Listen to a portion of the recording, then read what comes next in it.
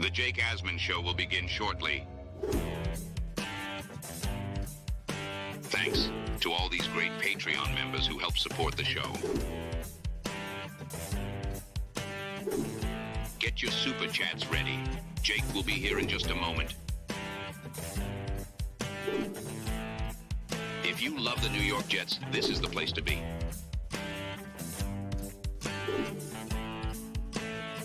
And now, the Jake Asman Show. It is always something with this football team. Haason Reddick has requested a trade. The Jets say, we're not trading you. Let's talk about it. It's the Jake Asman Show, and it starts right now. Man, our Jets are primed for a historic season. We're here with Charles Gorman. Charles, you're about to get into your Uber, which I called for you specifically to leave Don Jose Mexican restaurant. Give us the breakdown on the night. Did you have fun? I had a good time, Paul. I'm sorry I couldn't stay for long. My parents wanted me to be home at a certain time. I know I'm a grown-ass man, but their house, their rules. People were very nice. The food is good.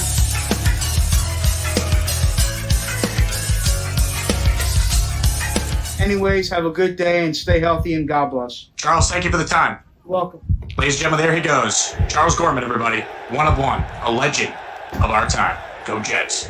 We bleed Jets green each and every day. This is not the same old Jets. We have Aaron freaking Rodgers. We have Garrett Wilson. Let's go. We have Breece Hall. Please subscribe and hit the like button below. Super chat, baby. Cut the line. We have Sauce Gardner. We have Quinnen Williams. The Jets bandwagon is loaded. Now it's time to talk all things New York Jets. It's the Jake Asman Show. And here we go, Jet fans. Welcome, welcome, welcome. I just sprinted home from the studio where I did 3 hours of radio on ESPN New York today, and I had Herm Edwards on the show. And right in the middle of the Coach Herm interview, breaking news, Haason Reddick is requesting a trade.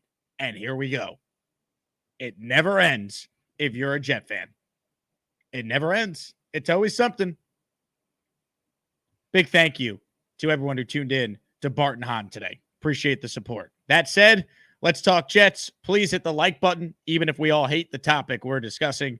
Please subscribe to the channel. Help me get to 40,000 subscribers by week 1 of the Jets season. And a huge reminder, with or without Haason Reddick, we're partying Saturday night at T-Squared Social, the first ever Asmaniac watch party. Maybe Reddick will go to that because he doesn't want to show up and join the Jets. RSVP. It is free to attend. RSVP, we're giving away a Garrett Wilson signed football. The game will be on all the TVs. It's going to be a blast. Let's make sure we all show out and have a great time on Saturday at T-Squared Social in Midtown. All right. When I first saw that Haason Reddick requested a trade, my initial reaction was, of course. Because why would the Jets have a conventional situation involving one of their players? Just when you thought they were getting great news. Right? The best news of all is Aaron Rodgers is healthy and he looks great. But beyond that, other things have happened, like Mike Williams being ahead of schedule, coming off the PUP list. Olu Fashanu looking really good in his debut on Saturday. All the rookies playing well. Knock on wood, but the Jets haven't had catastrophic injuries yet. It felt like everything was going well with the Reddick thing hanging over them. And what for the life of me I can't understand is regardless whose side you're on, either Reddick or the Jets, how we got to this point. It's a bad look for both sides. You can't name me another example of when you acquired a player that wanted a new deal and it led to this. Anytime a player has been acquired that wanted a new contract, you know what happens? Their contract situation is worked out in advance before the deal happens. You just saw it across town with the Giants and Brian Burns. So whether the Jets are right or wrong or Reddick reneged on his agreement that he was going to show up, it is a bad look that it got to this point. It just is. Because Haason Reddick, whether you agree with his tactics or not, here's one thing we should all be able to agree on. He is a phenomenal football player. And the Jets are a much better team when Reddick is out there. Some of you are going to try and say this team could still be great without Reddick, that they won't skip a beat. That's just not true. That is not true. You're replacing Bryce Huff and John Franklin Myers. Right now, Will McDonald is unproven. Michael Clemens is just a guy. I love Jermaine Johnson, but for this defense to be great, they need 2 premier edge rushers with Quinn Williams up the middle. Not having Reddick is a blow. Can they get by the first 6 games of the year without him? Yeah, the schedule's not great. They should be, in my opinion, 4-1 going into that Bills game. But if you want to be one of the best teams in the league, you want to be able to beat the Niners in week 1. You want to be able to beat the Buffalo Bills and Josh Allen and CJ Stroud and the Texans and some of the other top teams you play. This guy helps you do that. He helps you win games in January when you go to Arrowhead in an AFC title game and you're chasing Mahomes trying to close him out. You're chasing Lamar Jackson or Joe Burrow. It's a bad look it got to this point. And what I think is happening here is Haason Reddick's agents are exhausting all their options. The Jets have the leverage. The Jets could just say, go screw. And they basically have said that. Because very rarely have the Jets ever, I can't even think of a time since Douglas has been the GM, issued a statement in regards to a trade request. When Jamal Adams requested a trade, the Jets said nothing. When Elijah Moore requested a trade, the Jets said nothing. So the fact that Joe Douglas on the record put this out tells me the Jets are dead set on digging their heels in, which maybe it's their right and they're in the right here and Reddick reneged on what he said. But the fact that it got to this point is a bad look. And this GM deserves to be criticized for that because he had a guy in his own building that his coaching staff developed in Bryce Huff that you let walk. So the understanding was if you're letting Huff walk, okay, I get it. Reddick's a better player for at least this year. But they must have some sort of handshake agreement. But the fact that Douglas is on the record here saying we have informed Haason we will not trade him, that he's expected to be here with his teammates, that he will continue to be fined per the CBA if he does not report. The fact that the Jets went on the record saying that tells me this could continue to get ugly. Because the Jets are telling people behind the scenes, trust me on this, I know, well, we can't pay Haason Reddick because he hasn't shown up. What type of message does that send to DJ Reed, Michael Carter, and Tyler Conklin if we pay Haason Reddick before we pay our own when Reddick hasn't played for us? That's the Jets thinking in this. And let me tell you why that is absolute horse crap by the New York Jets. Because when you acquired Haason Reddick, you were acquiring him to replace Bryce Huff, and he is a superstar player. Those players I mentioned are nice players. DJ Reed is a damn good corner. So is Michael Carter. Tyler Conklin's a damn good tight end. It is not the same thing to say we can't pay Reddick unless he shows up first because it sends the wrong message to the guys we have on the last year of their deal. I got news for you. You don't treat everyone the same in sports. Superstars get treated differently. Reddick is a superstar football player. You knew what you were signing up for. So the Jets leaking it out there to their reporters. Well, here's the deal. Michael Carter, he showed up. DJ Reed, he showed up. Tyler Conklin, he showed up. Reddick should show up too if he wants a new contract. It's not the same thing. There's no loyalty Haason Reddick has to the Jets. So that's where the Jets should get blame here. Reddick is wrong too. He's got a contract. And if he gave him his word that he was going to show up, then he's in the wrong as well. But it gets to a point where you're cutting off your nose to spite your face. Where at some point, can you find common ground and get something done with a player who's going to help you win a lot of games this year? The stubbornness is not a good look for the Jets. It's just not. They're probably in the right. Reddick's camp probably saw the Danielle Hunter deal. Reddick's camp probably saw the Jets get rid of JFM. And they said, we now have more leverage. And Reddick is wrong for that. But I'm sorry, I'm not going to sit here and act as if the Jets are blameless here. They don't get the benefit of the doubt. They could have just paid Bryce Huff. So let's call a spade a spade. Both sides are wrong here. But as a Jet fan, here's what I care about. Getting Haason Reddick signed because he's going to help this team win. Joe Douglas doesn't just get a free pass forever, and we just blame Robert Saleh for everything. This is Joe Douglas's mess. Whether Reddick's right or wrong, and I think he's wrong, he has to fix it.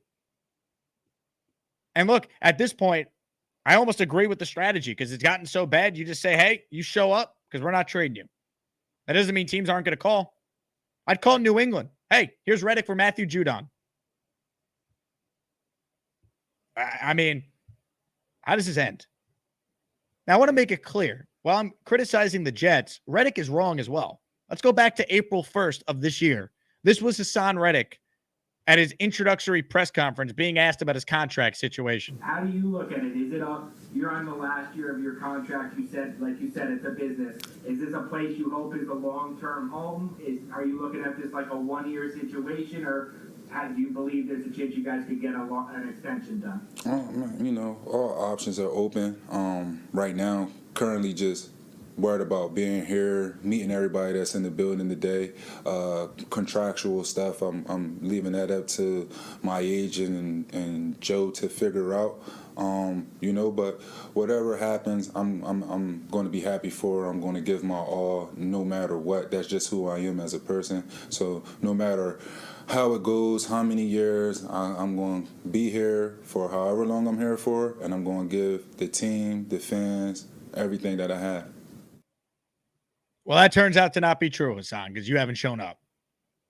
But once again, Reddick's wrong. But the idea that the Jets' thinking here is because other players on their team are playing out the final year of their deal, that means Reddick has to as well.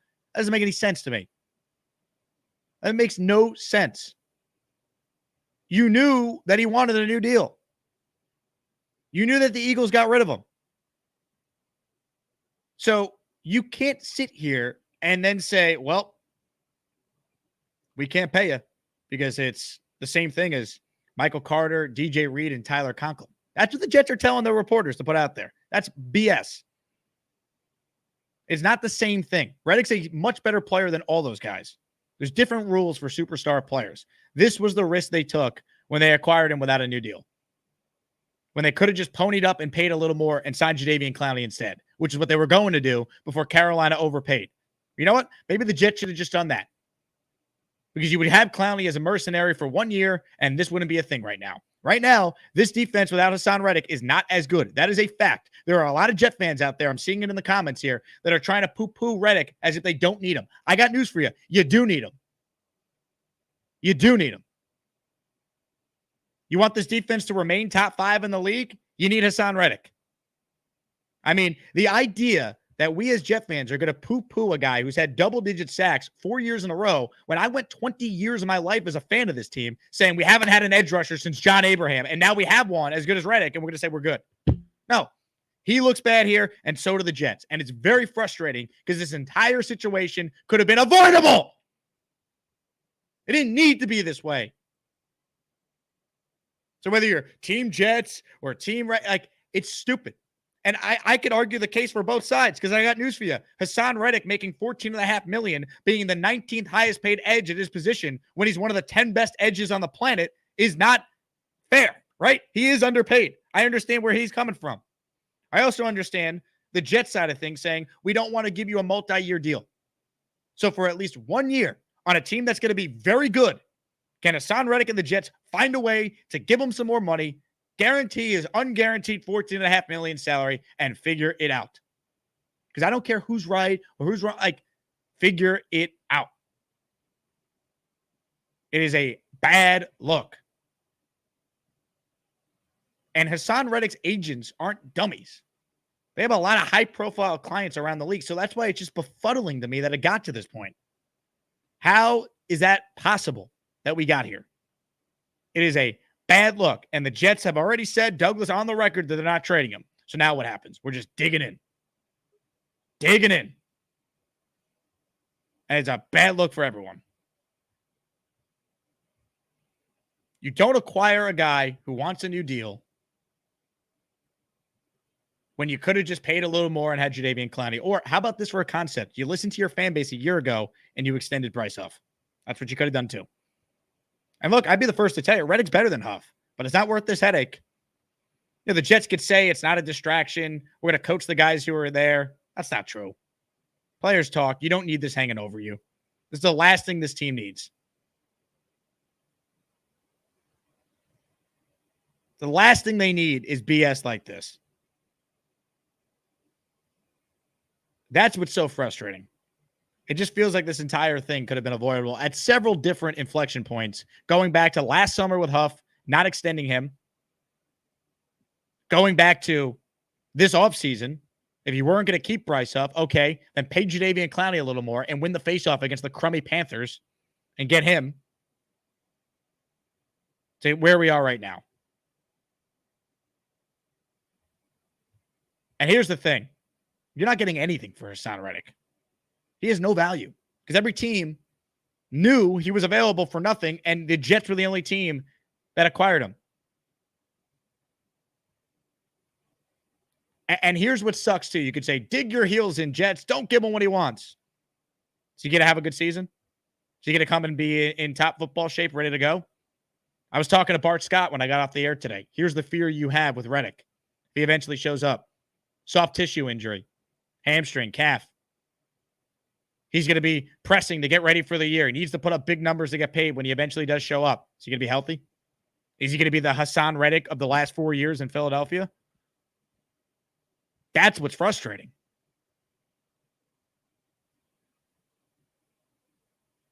That's what pains you, because this whole thing could have been avoidable. And look, maybe he eventually shows up. He does the Nick Bosa, wins Defensive Player of the Year, gets paid. That's what Chris Jones did last year. Misses the first game. All right, fine. Chiefs end up winning the Super Bowl. The difference between those teams and those players and the Jets is those teams have a history of winning. The Jets do not. They don't. They don't deserve the benefit of the doubt. It's unfortunate, but it's true. The Jets have not earned the benefit of the doubt. And the whole thing just sucks.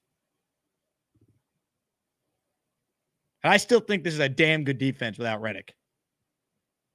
But the idea that this is not a big deal or just stick it to him, just cut him, just trade him, get rid of him. We don't want him. This guy is a phenomenal football player. Let's not lose sight of that. But it's a bad look, whether you're pro Reddick, pro Jets. The fact that it got to this point is bad by everyone involved. Everyone. I was about to say 800-919-3776, but I said that for 3 hours earlier today. Gusbuster Hotline is open. We will take some of your calls. If you're tuned in live right now, wow, big number, 1,100 of you. Hit that like button. Let's go. 233 likes. Are you kidding me? Do you guys think I'm Haason Reddick? Is that why you're not liking the video? You nuts? I mean, come on now, people. Also, I see a bunch of comments asking where I got this hat. JakeAsman.com, baby. The merch store is open. Get your merch. If you're a Patreon member, everything in the merch store is 15% off. Call in if you want to sound off. Let me get to some comments here as we continue to react to, of course, another Jet controversy. Haason Reddick, who has never played a down for the Jets, in fact, has never actually been at a practice for the Jets, is requesting a trade. I've seen a lot of weird stories. This is right there with any of them. And, of course, it's the Jets. What other team, even if you're on the Jets side here, what other team does this happen to? Where they acquired a player and then he never shows up. Aaron Rodgers at least played 4 plays last year. This guy's never taken part in a practice yet, and he's not showing up. God. Rockin' Rant with an Asmaniac super chat. Being a lifelong Jet fan, it's just a series of never-ending dramas that somehow never pay off. On a happy note, you still keep coming for the abuse.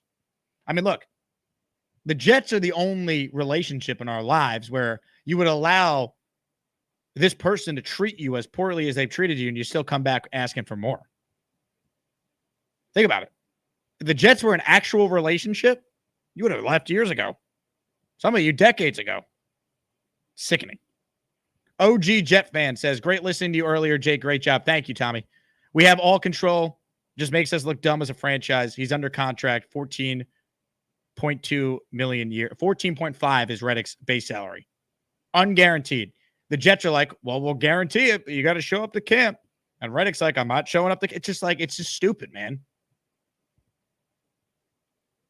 Lou Rodriguez writes in, could have kept Hupp for all this. Jets need to make a move because we haven't won anything in 15 years. Haven't had a winning season since 2015. Don't remind me. M. Crunk with a super chat. Jets can call his bluff or let him sit. We keep control of him for next year. Buddy will be doing YouTube boxing with Le'Veon Bell before he gets his $32 million. At the end of the day, Reddick at some point does need to show up. But my thing is, it's not about sticking it to Haason Reddick to get the upper hand. It's, can you come up with a solution where he is motivated to show up, not be a bad teammate, be excited to be there, and help the team win? Let the business stuff be the business stuff. But eventually, when he does show up, because I agree, they could call his bluff, and it sounds like Joe Douglas going on the record, that's their plan. I don't think enough people are talking about the fact it's not about just winning the negotiation with Haason Reddick. It's about winning the Super Bowl, man. This guy helps you do that. Can we not lose sight of that? This guy helps you win. It's not about just, oh, Reddick hasn't done anything for us. Let's stick it to him. Do you want to win? Because I do. I'm sick and tired of watching this garbage on the field. This team is all in with Aaron Rodgers at quarterback. He has had a top 5 defense once in his career. The one time he had it, he won a championship. Reddick helps you have a top 5 defense. Yvonne says, has 10 plus sacks in 4 years. What does he have to prove? Exactly. That's why the Jets line of thinking, well, you know, we need him to show up in our building and we need him to be around the team and prove to us that he's all that nonsense. That's what it is. It's nonsense. You can't compare this situation to DJ Reed or Michael Carter or Tyler Conklin. Those guys are nice football players. Haason Reddick 2 years ago was first team All-Pro.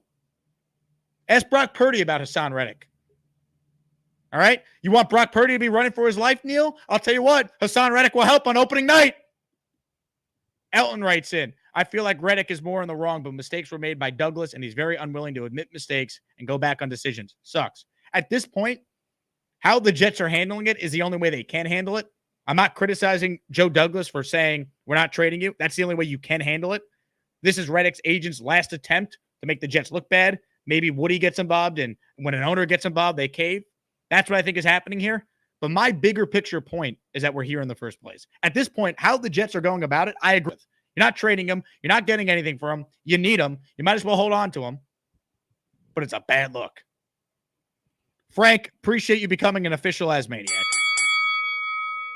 Thank you for signing up. Coops with a super chat. Joe needs to get this done because it will be such a stain on overshadowing some of his great moves this year with our rookies. Needs fix ASAP. I mean, everything's been going well this summer until this. Seriously, this was the only thing hanging over the organization. So, of course, and the only way it can happen, the Jets become the first team I could recall where they traded for a guy who everyone knew wanted the new deal, and now he's holding out before he's ever even participated in a practice for the Jets. I'm not saying the Jets are wrong for their current stance. How we got here is the problem. You were too cheap to pay Bryce Huff. You were too cheap to go a little more to get Clowney. You settled on Reddick, and here we are. Arizona Jet says, what's the number, Joe? $25 million, pay him, get it done. I don't know what the number is. That's the problem. We don't know what the number is either. No one's ever said what the number is. But it is a bad look regardless. NY Cursor writes in, I'll give you $5 to go to the realm and chill. Come back ready to move on. We're rolling with or without him. No, not me, Jake. You go chill. Okay, if you want me to wave the Jet pom-poms no matter what, find a different show. Because I'm not doing that. The Jets deserve criticism here. All right? You want me to chill? I'm sorry. You're going to have to find a new show because I'm not chilling. All right? I'm annoyed. Maybe you don't want to win a Super Bowl this year. I'll tell you what, I do. All right? I do. I'm tired of watching garbage football. But hey, if you're okay with that, then that's fine, man. We'll see you in 5. I'm glad to be in Asman Shadow Realm. Into the Shadow Realm you go. Aaron Rodgers is a glutton for fame. I don't think he loves his teammates. I think he loves attention. GFY. First word is go, and the last word is yourself. Boom. It's just stupid, man. Just stupid that we got here. Veet with a super chat. Your call's coming up. Jets digging in, force Reddick's hand on his own career. If he plays like bleep when he finally shows up, his actual extension / future prospects go bye-bye. That's true, but what if he's dumb enough to not show up?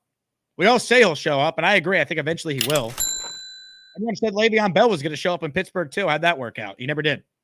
And while ultimately Pittsburgh made the right move not paying him, how'd they do without him? They win the championship with Big Ben and AB and Mike Tomlin that season? No. How'd they do? That's the point. The Jets might be right with this stuff when it comes to Reddick reneging on what he told them, whatever the case may be. But that doesn't mean that's good for the Jets this year. That's my point. It's bad that we're even here. Jersey Jet says JD and Reddick in a hole until they figure it out. That's what I would do. All right. I'd throw them in our hole until we figure it out. Hey, Douglas. Hey, Haason. 24 hours. Figure it out. Now look what you've done. No more protection from the Asmaniacs. Had to pull you out of the chat and cast you down with the sodomites. Some time in here will feel like you've been run over by the lane train. You understand me? You catch my drift? Give them another 24 hours to think about it.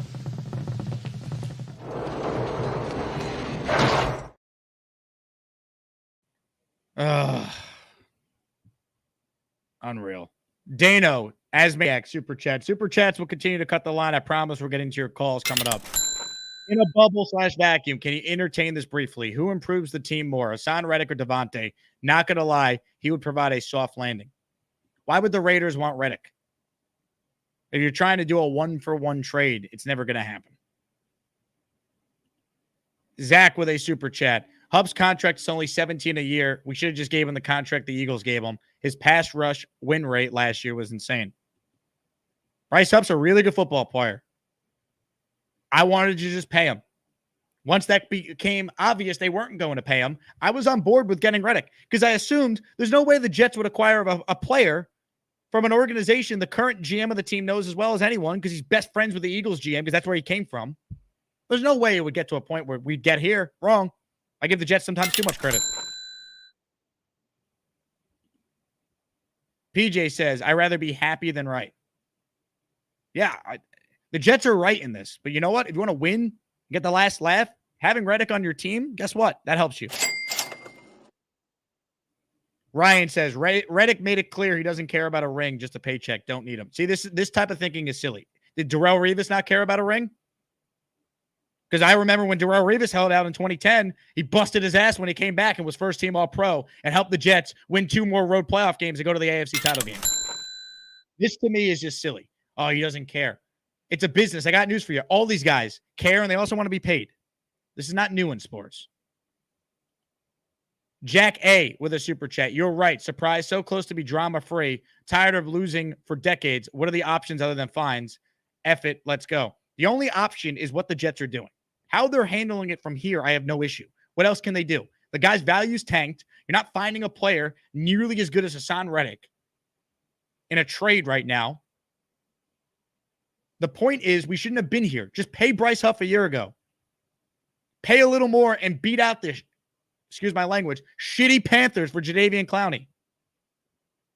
You had him in for a visit. Clowney's choosing you if you made the money a little higher. You wouldn't be here right now. Aaron writes in, Super Chat, JD has got to fix this. He dropped the ball. The only thing he could do is what he's now doing. The mistakes were made before today. Adam says, best way to get him back, Will McDonald balls out. Look, more onus on Will now. There's no doubt. Will McDonald was going to have the opportunity to kind of ease into his role this year. Not anymore. Now the focus is on him. Jesus Jerry says, Jake, your side reminded me of Napoleon Dynamite. I'll tell you what. I'll take, what's his name at quarterback from that movie over what we saw last year. Mike, Super Chat, can't blame the Jets too much. Sounds like there was a deal in place when the trade happened and Reddick is backing out now. No, you can blame the Jets. That's wrong. For the reasons I outlined in the first 30 minutes of the show. They're not blameless here. Dan, Super Chat, give him a $10 million signing bonus on top of his current deal. They're not just going to give him $10 million, Dan. That's not how it works. Coops writes in, exactly. This garbage needs to end. Haason takes the D to a top 1D. He's Myles Garrett type. Haason is him. I encourage Jet fans who think this team could be great without Reddick to actually maybe watch some Haason Reddick. Because the guy's an outstanding player. Let's not lose sight of that. All right, your calls we go. Gusbuster hotline is open. A lot of people want in on the conversation, which I certainly appreciate it. We got 1,300 people watching live. Hit the like button. My name is Jake Asman. We talk Jets every day on this show, twice a day on this show, live after every Jets game. Make sure you subscribe to the channel if you haven't already. First up is Kyle Clifton. Hello, Kyle. What's going on, Jake? I think I disagree with you mildly on this. Okay, so Clowney, I think, might have been a viable option. You give him an extra million or so. He comes here for the money. That might be been something you could have foreseen. You bring him into the fold. But with Huff, I'm of the opinion that he didn't want to be here because he wasn't playing enough. So I don't know if there was, us matching $17 million is going to magically make him appear on our doorstep. I also don't know. The great unknown here is, what does Reddick want? Would we be comfortable paying him an additional 1 or 2 years above his current contract at $21 million? Maybe. Starts to get to 23, 24, 25 million. I think we become very much less comfortable with that. So for the price that we paid, we knew that there was going to be risk involved here. It's a 26 third-round pick. We're going to wait. He's going to come in. We have to wait. We have to be patient. And if it backfires in our face, then Joe's going to take the blame. But I think it was a calculated risk. I think it was a risk worth taking. I see that's where I just disagree, because if you could have had Clowney for a couple $1 million, get it done. Jadeveon Clowney's a perfect scheme fit for what they want to do. You don't think if they could have a do-over right now, they would do it over? I think they would in a second. I think they would in a second without even thinking about it. Big Islander fan checks in. Joe's proving to be a stubborn mule. Last year, not acquiring a competent quarterback. Now this. If he does not sign him, he has to go. I'm pissed. I understand the frustration. You're not firing the GM in August over Haason Reddick. You're just not. Dan the Jet fan with a super chat. Does that third become a second regardless what team Reddick's playing for and gets his over snap count or sack total? If so, only trade him to the NFC East. My understanding is it's only for the Jets specifically. Meaning if they actually did trade him, the stipulations on that third and 26 becoming a second potentially, that's it. Can't happen. They're not going to trade him, though. I'd be shocked if they traded him. What team is acquiring Reddick right now? Find me the team. Because any team could have had him in March. Jay Burney says, whoever keeps gifting me memberships by accident, thank you.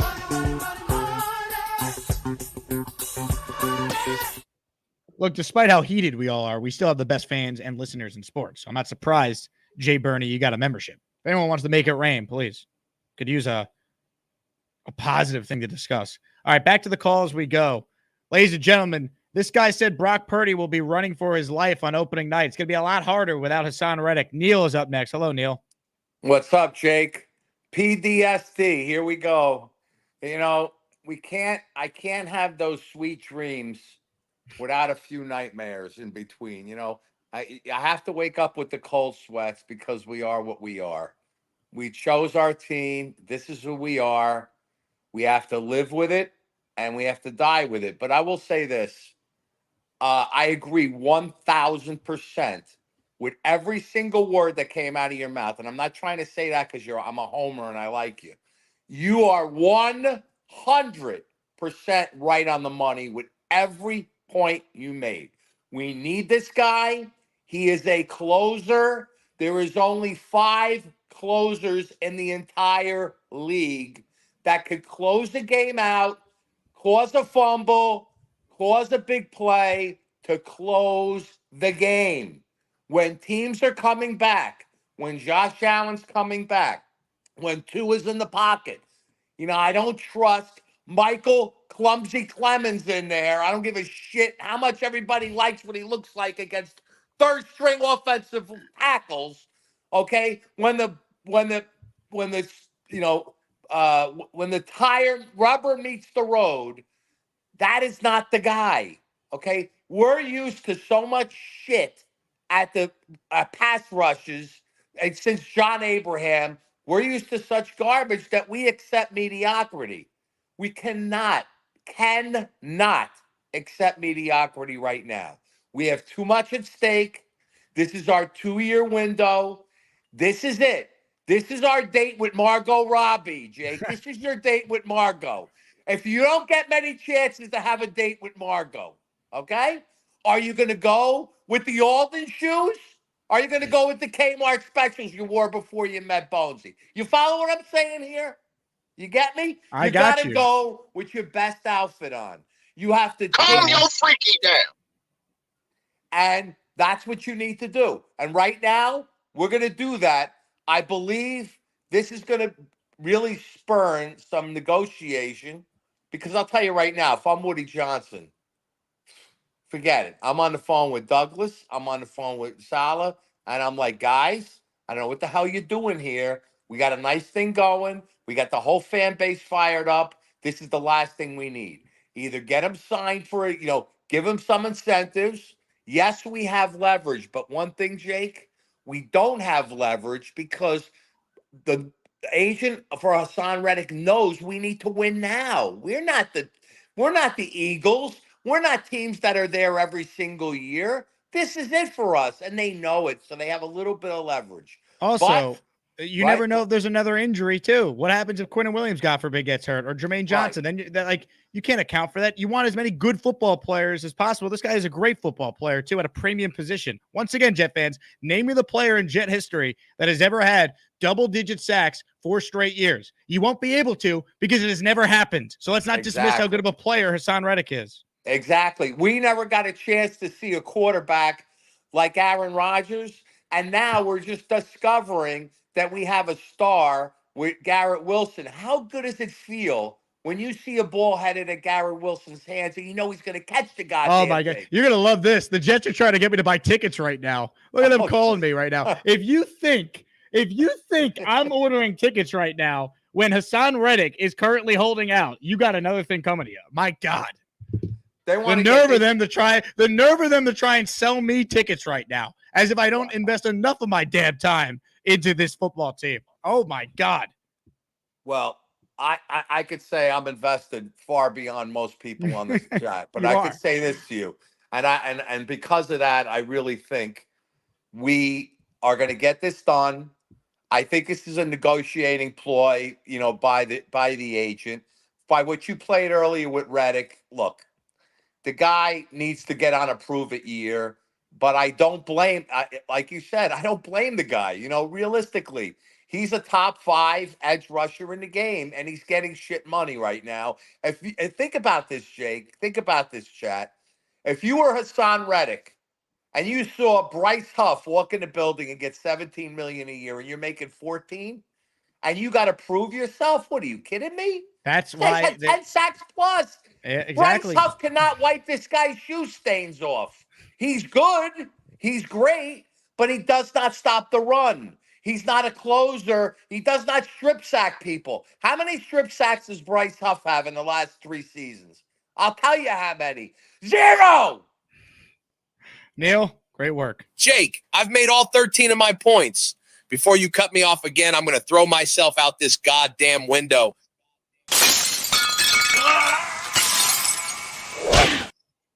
Look, and here's the bottom line. Bryce Huff's a really good player, but once you made the decision you weren't going to pay him, then you had to make sure that this could not happen. I don't care if Reddick reneged on his deal, whatever. Like, this was the risk you took when you acquired a player who everyone knew wanted more money. It's just a bad look, man. And the Jets have every right to take the stance they're currently taking. It's the only stance they can take. It's just getting to this point was so preventable. And hopefully, this is just the Deebo Samuel situation from last year, where his agent puts out he wants to be traded, this and that, and then eventually the two sides come to terms on a deal. Hopefully that's what happens here, because if Reddick is dumb enough to miss games, yeah, he looks like an idiot, but it hurts the Jets' chances of winning too. That's not a good thing for the Jets. Oh, great. You won the negotiation with Haason Reddick. If he doesn't show up and help you win games, what was the point of all this? Felix Campos with a super chat. We should have never let Huff go or traded John Franklin Myers, but we wouldn't be the Jets without some drama. I believe things will work out at the end of the day. Hey, I hope so, but it's just completely unnecessary. Dark Knight Steve says, if you love America and are upset with the situation, buy some Jake swag. JakeAsman.com. An excellent point by Dark Knight Steve. I'm still laughing at the Jets season ticket office, thinking now's a good time to call me to try and get tickets. Oh, always on point in Florham Park. They never skip a beat. Michael says, as Gilda Radner said, it's always something. As my buddy Joe Bedingo would say, oh, the pain. Bill with a super chat. Reddick raises the D from elite to scary. Make it happen. I agree. And there's too many of you being like, we don't need him. Okay. I remember people were saying that about Revis in 2010. That sure was true. Hype writes in, B. Huff said he only had a bed and a TV in his apartment. He didn't want to be in New York. That's the bottom line why he's gone. I like JD's stance. Player sit. This idea that Huff didn't want to be here, I don't know where that's coming from. He wanted to be paid. You know how free agency works? You pay him the most money, he'd still be a Jet. I don't buy that Huff didn't want to be here. I think that's just what people are trying to tell themselves to ease the sting of letting a homegrown Jet out the door who this coaching staff did a masterful job developing into a star player. By the way, if anyone even dares to blame the head coach for this, I swear. Frank says, Jets were given assurances prior to the trade, and then Reddick changed his position. Reddick's fault. Jets not adapting. Shifting and getting it done is the Jets' fault. Now have egg on their face. Both sides look terrible. Both. The Jets are now right for how they're handling it. That's not the point, though. It's not a good look for anyone. Hurts the team.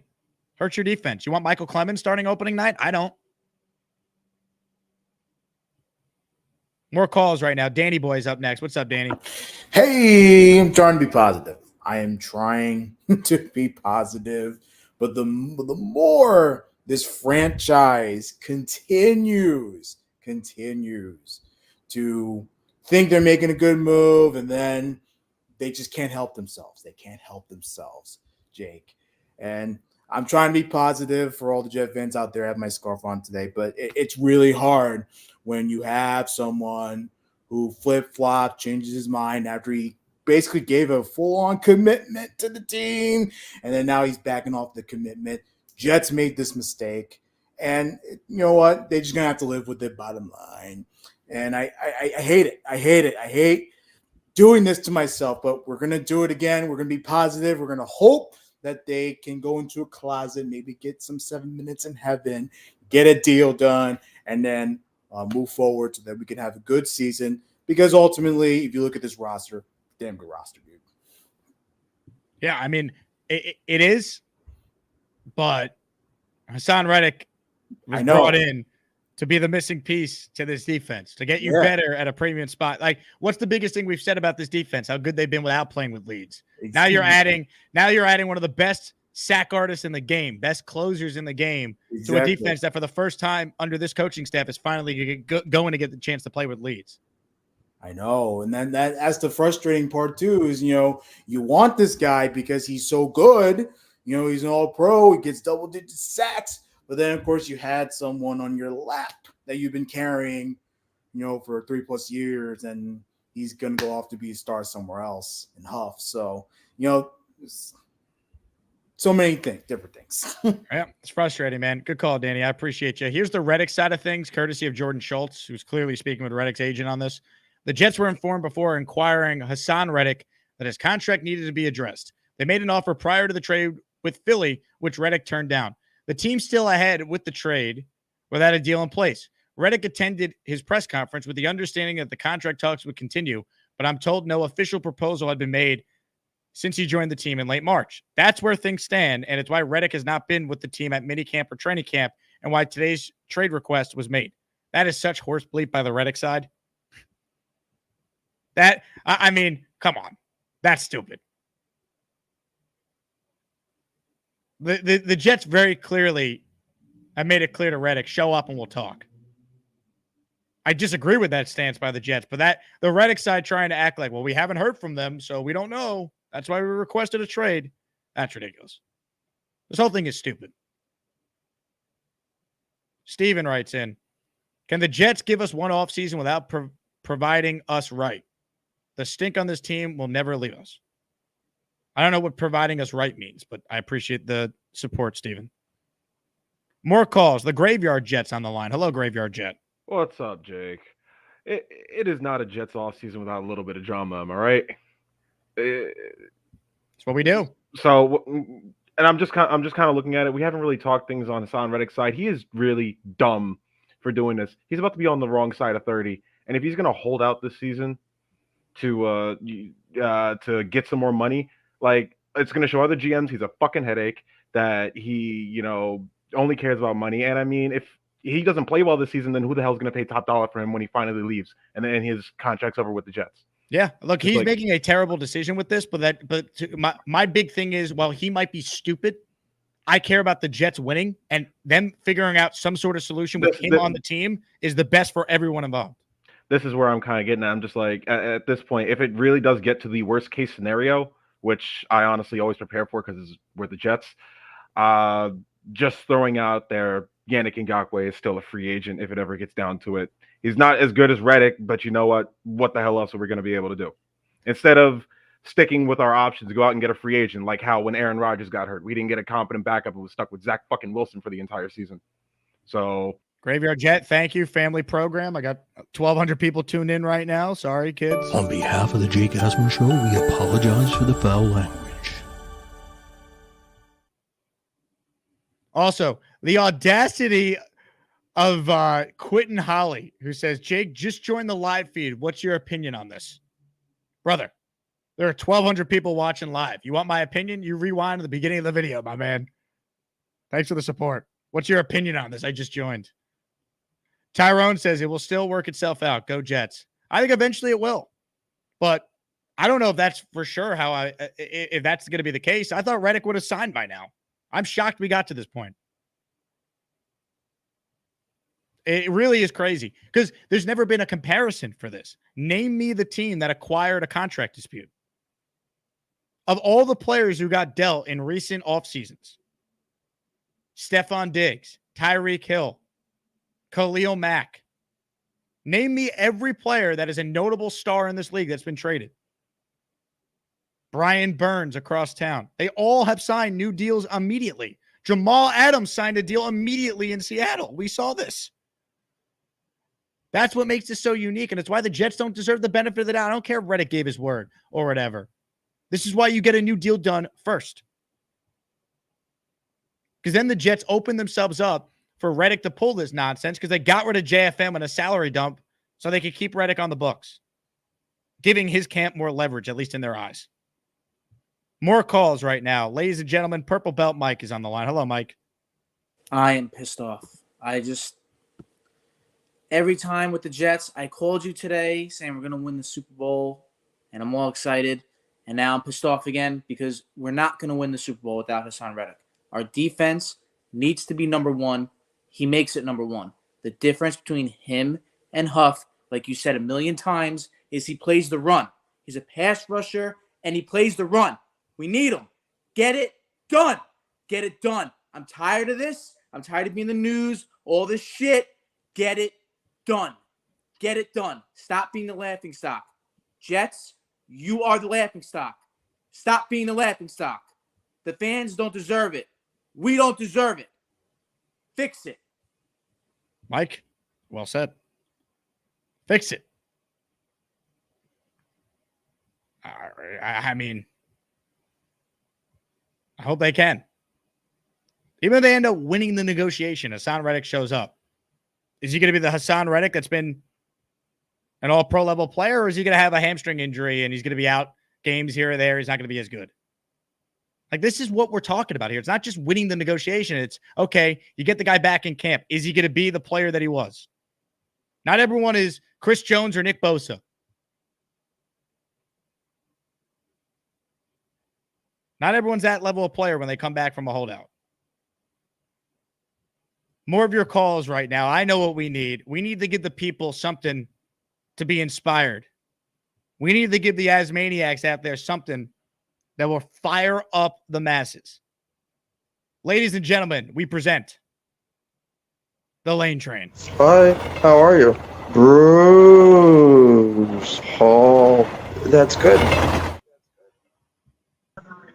Hey. Hey, Lane. Oh, hi, Jake. Oh, hi, Lane. So, how do you feel about this whole Haason Reddick news? I think Dazan should show up to training camp immediately, Lane. I'm also upset about it. Like, I don't think we're going to win the Super Bowl without him. They need him. He's a great player. Why haven't they signed him? Do you think they're waiting for his contract? I think he wants a lot of money, and they don't want to pay him what he wants. I look like V-Man in the bed right now. You taking a nap, Lane? I like that one when it does the dance, the Spanish dance. Oh, yeah. And, they're playing the Panthers this coming week. And the Giants are playing the Texans. I think they could win again. It's on Saturday. So, are you going to watch? Yeah. So, like, moving along, who do they start on Saturday? At quarterback? Yeah. Probably Tyrod Taylor. He's also good. I mean, all of them are good also. I agree. Because both of them will have a good season going into it. They need to sign Dazan first. Yeah, I know they haven't yet signed him. No, they haven't signed him. Kind of upset about it. Like I thought they would do it already. I agree. And I mean, see, with me is I don't curse on the air. I don't know. I don't care that other people do that. But yeah, so I think that they're gonna have a good season. Hopefully, going into week 3. I hope so, Lane. Thank you for the call today. You're welcome. Hi. Sorry, everybody. See you next call when we talk about sports again. Need him signed, baby. Need him signed. Thank you, Lane. Ron Weiss with a super chat. Thank you, Ron. I appreciate you. That's a $20 super chat. That's a lot. From the beginning fan here, I knew you'd make it big time, Jake. Your rant today shows what you always talked about, where you will never just be a Jet cheerleader. Both sides need to go to the realm. Yeah, like if you want me to just defend the Jets blindly, find a different show. You're not finding that here. All right? You want me to just be honest? That's what I'm always going to do on the show. Jets are wrong here. So is Reddick.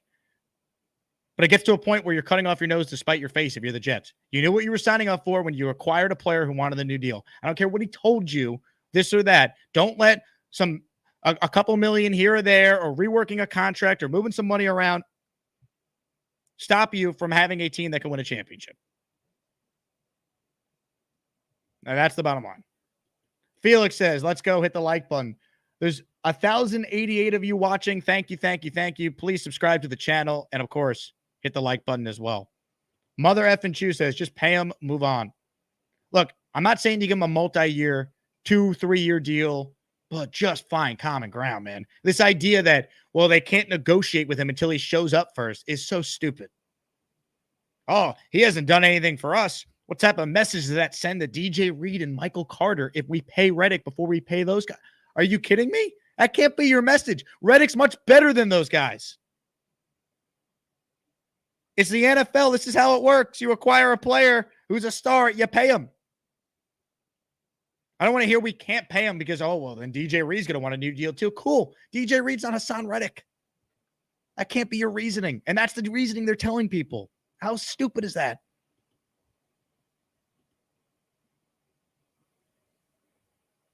More of your calls right now. Gary is on the line. Hello, Gary. What's going on, Jake? Great job today on ESPN Radio. That was a great job by Lane. Great call by Lane. I don't use potty mouth on the air either, so you don't got to worry about. No, of course not.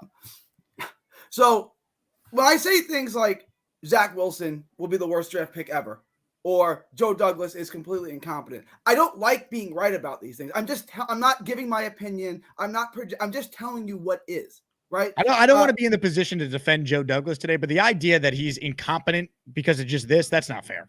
It's a bad look. It's not just this. It's his whole body of work. And honestly, right, like to trade for someone and then tell him that he should just show up when you know he's not showing up because he's being paid at about a 50% haircut for what he should be making, right? It is absolutely ridiculous, right? I mean, what should happen is, and maybe they have, Sauce Gardner, CJ, someone of that ilk on the defense needs to find himself in Joe D's office and being like, listen, we've come too far. We're too close to winning it all to have you screw this up. Pay the man his money so that we can get on the field and we can win on Sundays. Because like Joe Douglas trying to show how big his balls are isn't going to get anything. He's going to get us closer to a Super Bowl. Like this is insane. It's Reddick, right? Like you really thought you were going to outsmart Howie Roseman and get him for nothing? Like, no, you know you have to pay him. That's why he was given away for a third rounder. Now go pay him and get the team on the field, and that's the end of it. Like, Joe Douglas loses. He's not an intelligent person, right? Just give the man his money and go away and don't screw up the season. I mean, they need to get him signed. They need him. But I'm not also going to sit here and say that Joe Douglas is incompetent and is not capable of being a good general manager when you yourself have said that this team he put together is the most talented team they have on a football field since 1998. Reddick is a big part of that, Jake. Like you've been his biggest cheerleader, right? Like, you know, I'm just being honest. He's a really good player. He makes their defense damn good. They were a damn good defense without him last year. Reddick, to me, can take them to another level from where they were. It's not the third round pick, right? You basically gave up two players to get him, right? You gave up Huff and JFM. You didn't bring them back. No, Will McDonald is the JFM replacement. That's what that is. Okay, fine. That's fine. But I'm saying, okay, you gave up Huff still, yes, and that's a win. And in the immediate future, yes, Reddick is a better player than Huff by a fairly wide margin too, and that's not a knock on Huff, just Reddick's a better player. I also thought of that idea. I put it in the chat. I don't know if you saw that. What about if you called up New England and at least flirted the idea of Reddick for Judon? It's kind of like Harden for Simmons, like two unhappy guys. Let's see if we can flip this. I don't think they would do it, but that kind of set a fire underneath Reddick. Like, I don't want to go to New England. Let me get this signed. New England's awful. I don't want to go there. Would that? It's not going to happen. I mean, they're not going to make an interdivision trade. It's just annoying that it got to this point. I still think it's going to get done. I still think Reddick is going to be on the field week one. It's just like this is bad. Like, well, here's the thing. What version of Haason Reddick is he going to be when he gets on the field, right? That's what I was asking Andrew. How these guys typically, are they on the couch or are they staying in game shape, just not, is it something he could go in, get a few snaps, go a few days of practices and have his timing down? Or is he sitting on the couch drinking beer, eating pizza? I don't know. You think it's gas station pizza? I would doubt that. I'm hoping he's losing millions. Maybe it is. I mean, maybe it is. Maybe he had to cut the budget. Maybe he's eating gas station pizza. It's possible. Gas station pizza is better than a Big Mac. Gary, thank you. Hit the like button. More of your calls right now. Tommy's on the line. What's up, Tommy? Unmute your mic, Tommy.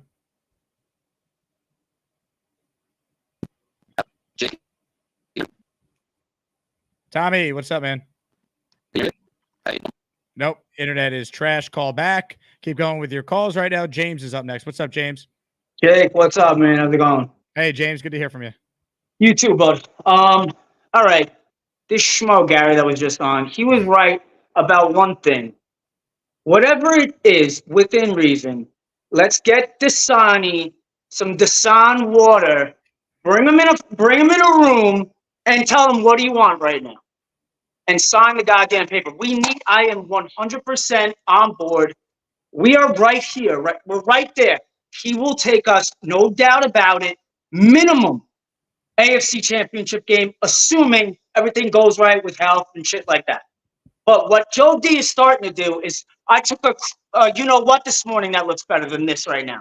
It's been starting to look bad. And anytime in our history, when these things happen, with the exception of Revis, we lose out on it. I think one more, this goes a few more days, and it's not going to get pretty here. So I don't know what to do at this point, other than whatever it takes, get him on. But I got to run, Jake. Good shit. James, appreciate you. Oh, you hope when he eventually shows up, because I think conventional logic will tell you he shows up. He doesn't pull a hamstring, and he's healthy, and he can still be a great player. That's best case scenario. How often does best case scenario work out for the Jets? That's my fear. Julio with a super chat. He cuts the line. This is an aging pass rusher. No to the long-term deal. I stand with Joe. We have homegrowns we have to take care of. Okay, if you stand with Joe, great. No one's saying give Reddick a 3-year deal. How about guarantee us $14.5 million and come up with a package where he can make another $5 to $6 million? See, the Jets want it known that they made Reddick an offer. What was the offer? Give us the numbers so we know if it's fair. Because this guy right now is the 19th highest paid defensive end in the league. There are not 18 better pass rushers than Haason Reddick. So tell me, what's the offer the Jets made? Neither side has come out and said what that is. They haven't leaked it to their favorite beat reporter or Adam Schefter or Ian Rappaport. Someone say it.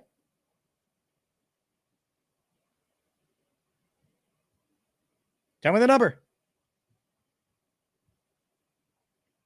Bang Mateo checks in. Indicative of Will McDonald bad play, gave Reddick leverage. All right, this is just so stupid, Bang. There's just no way you believe this, but I think you might actually believe this because this is what you do. All the pieces come together in a season, it can be absolute perfection, folks, because that's what I'm thinking. I'm thinking the Jets, led by Zach Wilson, will fucking suck ass, guys. I can't. I can't. Will McDonald has nothing to do with this. Good God. Rob, the Jet fan's up next. Hello, Rob. Hey, Jake. We kind of had this conversation last week, you and I was telling you that I was getting scared. I was starting to get scared about him not signing yet. That's kind of the reason why I wanted the Jets to sign Huff so badly. And I think the Jets dropped the ball tremendously because he was homegrown. He's not Reddick. I know that. But you can't tell me right now that if we had Huff, that you wouldn't be good with it right now. We would not be panicking right now if we had signed Huff for a long contract and Reddick never came into the picture. Huff could have put us over the top also, in my opinion. It's not as good, but he's very good. So this is what pisses me off, Jake. I really think I'm going to push back a little and say I think this is all on Reddick and not on the Jets. But the Jets have to make him a decent offer. Up it a little. Give him a little bit of respect. Like you said, what is that offer that they offered him? You're right. Nobody's leaking it out. The time you want to hear something, now they're not leaking it out. Was it an insulting offer? Was it, okay, 14 and a half, we're going to guarantee that. And with incentives, you can go up to $20 million. And then you'd feel good about the Jets' position. I'm more pissed off at Reddick because, initially he was like, wink, wink. Everything's fine. This is going to get done. And then a person's word right now means crap now. It really doesn't mean nothing if you think about it. Unless if it's in writing, in ink, it means nothing. Let's be honest here. So the Jets should get some blame for that. Even though Reddick's wrong here, they allowed it to get to this point, Rob. That's my whole point. They could have paid Huff last year. They could have gone out there and paid a little more to sign Jadeveon Clowney. And then, Clowney's not as good as Reddick. So I get that, but still, I'd rather take Jadeveon Clowney, who's motivated for another contract because he's a mercenary, than dealing with this Reddick nonsense. They should have anteed up for someone like Clowney and outbidded $1 million or $2 million more. They could have afforded it because now if we get this done and we make him happy, it's going to be 20, 25 million. And now how does that look? Because you're only going to have him probably for a year, where you could have had Huff for $17 million a year for the next, 4 or 5 years. Or like you said, a mercenary, Clowney, for 1 year, and that would have bought you time. That's on the Jets. I agree with you. But I mean, I'm not happy with Haason Reddick either. I'm really pissed off of what's going on, to be honest with you. No, Reddick deserves a ton of blame too. I'm not excusing Haason Reddick. I mean, for those just tuning in, this was Haason Reddick lying through his teeth at his introductory press conference on April 1st. How do you look at it? Is it you're on the last year of your contract? You said, it's a business. Is this a place you hope is a long-term home? Are you looking at this like a one-year situation, or do you believe there's a chance you guys could get an extension done? You know, all options are open. Right now, currently just worried about being here, meeting everybody that's in the building today. Contractual stuff, I'm leaving that up to my agent and Joe to figure out. You know, but whatever happens, I'm going to be happy for. I'm going to give my all, no matter what. That's just who I am as a person. So no matter how it goes, how many years, I'm going to be here for however long I'm here for, and I'm going to give the team, the fans, everything that I have. And I'm dating Margot Robbie, right? And we can just lie through our teeth on April 1st, I guess. April Fool. The only thing missing from that comment there from Haason Reddick is him saying April Fools at the end of that. Because that's when that press conference was. He's not blameless here either. Let me make that clear. And also, if he was so dead set on a contract, he should have made it clear to his agents, I'm not going to any team unless I get a new deal first. He could have said to the Jets, I'm not showing up unless I get a new deal. He didn't. So Reddick's taking heat here too. I want to make that clear. I look at it as a Jet fan, though, and say, whether the Jets win the negotiation or not, they might have lost. Right? You're cutting off your nose to spite your face. You need the guy in camp to help you win a championship. This guy's a phenomenal player. Joe the Jet is up next. What's up, Joe? Hey, Jake. Very, very scary situation, honestly, you know, having Haason Reddick ask for a trade. But honestly, I'm more pissed off at JD right now, honestly. I mean, he's done a lot of great things for this team. He's done a lot of great things, you know, with drafting Sauce, drafting Garrett, drafting Brees, bringing in Aaron Rodgers. But this is probably probably one of the worst things this is probably one of the biggest misses of his career thus far as GM. I just get the odd feeling, you know, I'm really worried about the future of this team and how Joe Douglas is going to pay his players because, you know, if I can criticize Joe Douglas off one thing, I don't feel like he's very good at negotiating or paying players because if he was, we would have already paid Bryce Huff. We were already paid, you know, so many other players before that. But who though? That'd be my thing, right? They've never had players this good that they've had to pay. Huff is a unique case. They're like, we made him. We know what he is. We think for 1 year, Reddick's better. The test is going to be next year when Sauce, when Garrett, when Jermaine, when Brees, when these guys are now eligible for new deals. How do they handle that? That's the scary thing, you know? It's just... He paid Quinnen. Look, I'm not going to say Douglas is incapable of paying his own. He paid Quinnen Williams last year. So it comes down to what happens next summer. Like the Reddick thing is almost an aside because it's a unique negotiation with a player who's 30, who they wanted to be a mercenary, who thought that he wasn't going to be a mercenary. The whole thing makes both sides look bad, but I think it's different than you're just saying, well, you know, Joe can't pay his own. Like, I don't know if I buy that. Yeah. You know, it's just, I don't know. I just get a little bit worried thinking about that, you know, a little bit because next year it's a big year when it comes to contracts, you know, because we got the 2022 class that we got to pay, you know, and that was probably one of the best classes that we had, you know, draft wise and, you know, homegrown talent wise. And, you know, I think one of the, you know, the bigger example of Joe not paying his homegrown talent was Bryce Huff. And I'm worried that we're going to lose some guys because of that, you know, sort of stubbornness a little bit, you know? Yeah. Look, I mean, at the end of the day, it's on this general manager to figure it out, Joe. Because he's judged by the record this year. There's no excuse for this general manager. This team's got to win. He should know that his job is on the line. What does he care about some money and cap space a couple of years from now? If you don't win, you're not going to be here. It's the next GM's problem.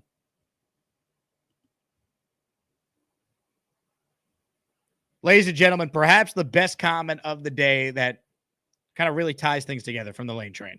The Jets have to move the football. And you know what? He is absolutely right. Lane, you're the best. Hype with a super chat. JD should say to agent, get me 3 firsts for trade. I mean, is there a joke there? Here for the memes. The whole situation doesn't give me JD bad vibes. It does or doesn't? Well, I think it's a bad look for both sides. Jesus Jerry, let's go 50 points per game and rewrite offensive stats. F. Haason Reddick. Yes, the Jets are going to be so pissed off Reddick is not showing up to camp and has requested a trade. They're now going to go out there and average 50 a game.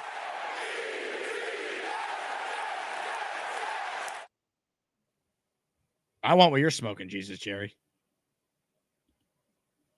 Guitarist says, this is Debo and San Fran last season. I'm not losing sleep over it. I made that point earlier. Fair? We'll see. Different team. Different positions. We'll see. Barney says, history. Reddick missed out on the Super Bowl. Barney, I got news for you. You're not winning the Super Bowl without Haason Reddick. Like, this is what I'm talking about.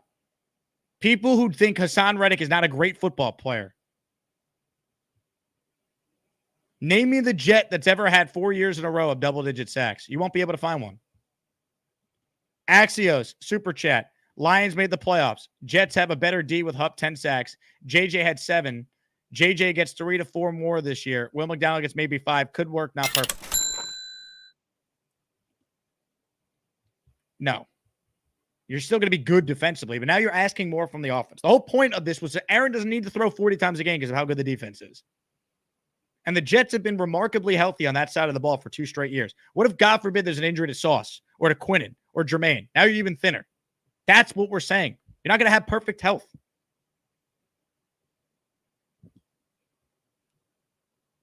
Here for the memes. This seems like a manufactured issue by the agent. Look, the Jets are telling their side. Reddick's agent got his. Somewhere in the middle, there's probably the truth, but it's a bad look all the way around. I think I've said bad look more than anything else today. Carly checks in, our director of merch store operations. I know everyone's really pissed about the Reddick situation. The only cure is to buy some new Jake Asman Show merch. JakeAsman.com. Let's go.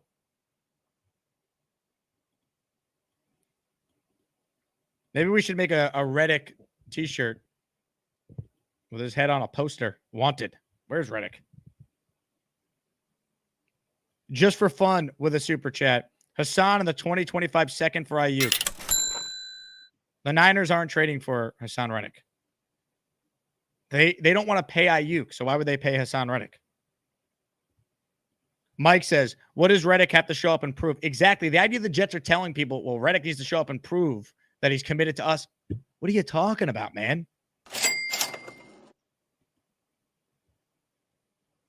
Harvey says, Jake, what would you do if you were JD? I would do what I'm doing now. What he's doing now. Because I think at this point, that's all you can do. You're not going to get anything from him in a trade. You can't trade him. It sends a terrible message to the rest of your team. What I would need to know if I was Joe Douglas is, what have I previously offered? So I know where I could maybe find some common ground. What is Reddick looking for versus what I have offered? No one has the answer to that. John with a super chat. Wonder how Haason is viewed in the locker room. Players look at it like it's a business. But this guy has not been there at all. I mean, seriously, he's the first player that's ever held out from a team he's never played a practice for.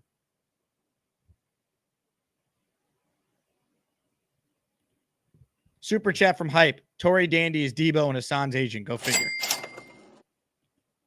Yeah, I mean, but it's not just Tory Dandy. I mean, it's CAA. I mean, they're a major agency. Haason doesn't have, Gary as his agent. He's got real agents. Ladies and gentlemen, Monty Granito has made it rain. Thank God. We need some positivity in this chat. We need some positivity for the Asmaniacs. Ladies and gentlemen, 5 channel memberships. Show me the money. Show me the money! Money. All right, if you hear your name called, you're an Asmaniac. Welcome. David K. Drama Free. Teddy Webb. Crook Hater. Anthony East. You are all channel members. Welcome, welcome, welcome. All right. Back to your busy calls we go. Ladies and gentlemen, joining us right now is one of the best Jet content creators out there. He's our pal, Nick, a.k.a. Proud New York Jets fan. Hello, Nick. What's up, buddy? You know, I got a bad phone call this morning. I thought that was going to be the worst news of the day. Bobby calls me, leaves the wound center. He's not going to be able to make the home opener. He told me this morning on the show. The doctor said he can't make it. I'm like, what a horrible day. All right, got the bad news out early. Now, I'm here. You know me. I'm always looking for a positive in everything. It's almost annoying with the way I do it. But this could be Haasan's side. Many players have requested trades in the NFL and remain with the team. Yeah. A eulogy is not that's being what's going to happen written. here. And I know you know that, but the chat seems to think it's an issue. It's like gone and done. And he's not a Jet anymore. This could be Haasan's side saying to the Jets, hey, I want to get there. Let's get this going. This is where conversations start now. This is where the agent and Joe get on the phone together, because now instead of playing it through the media, they're going to get on conversations. The ball's going to start rolling, and we're going to have something decided very soon, in my opinion. He's going to be here. They're not sending him anywhere. Joe is not going to ship him off and lose out on the deal and look foolish. They're going to get him in. He's going to be there.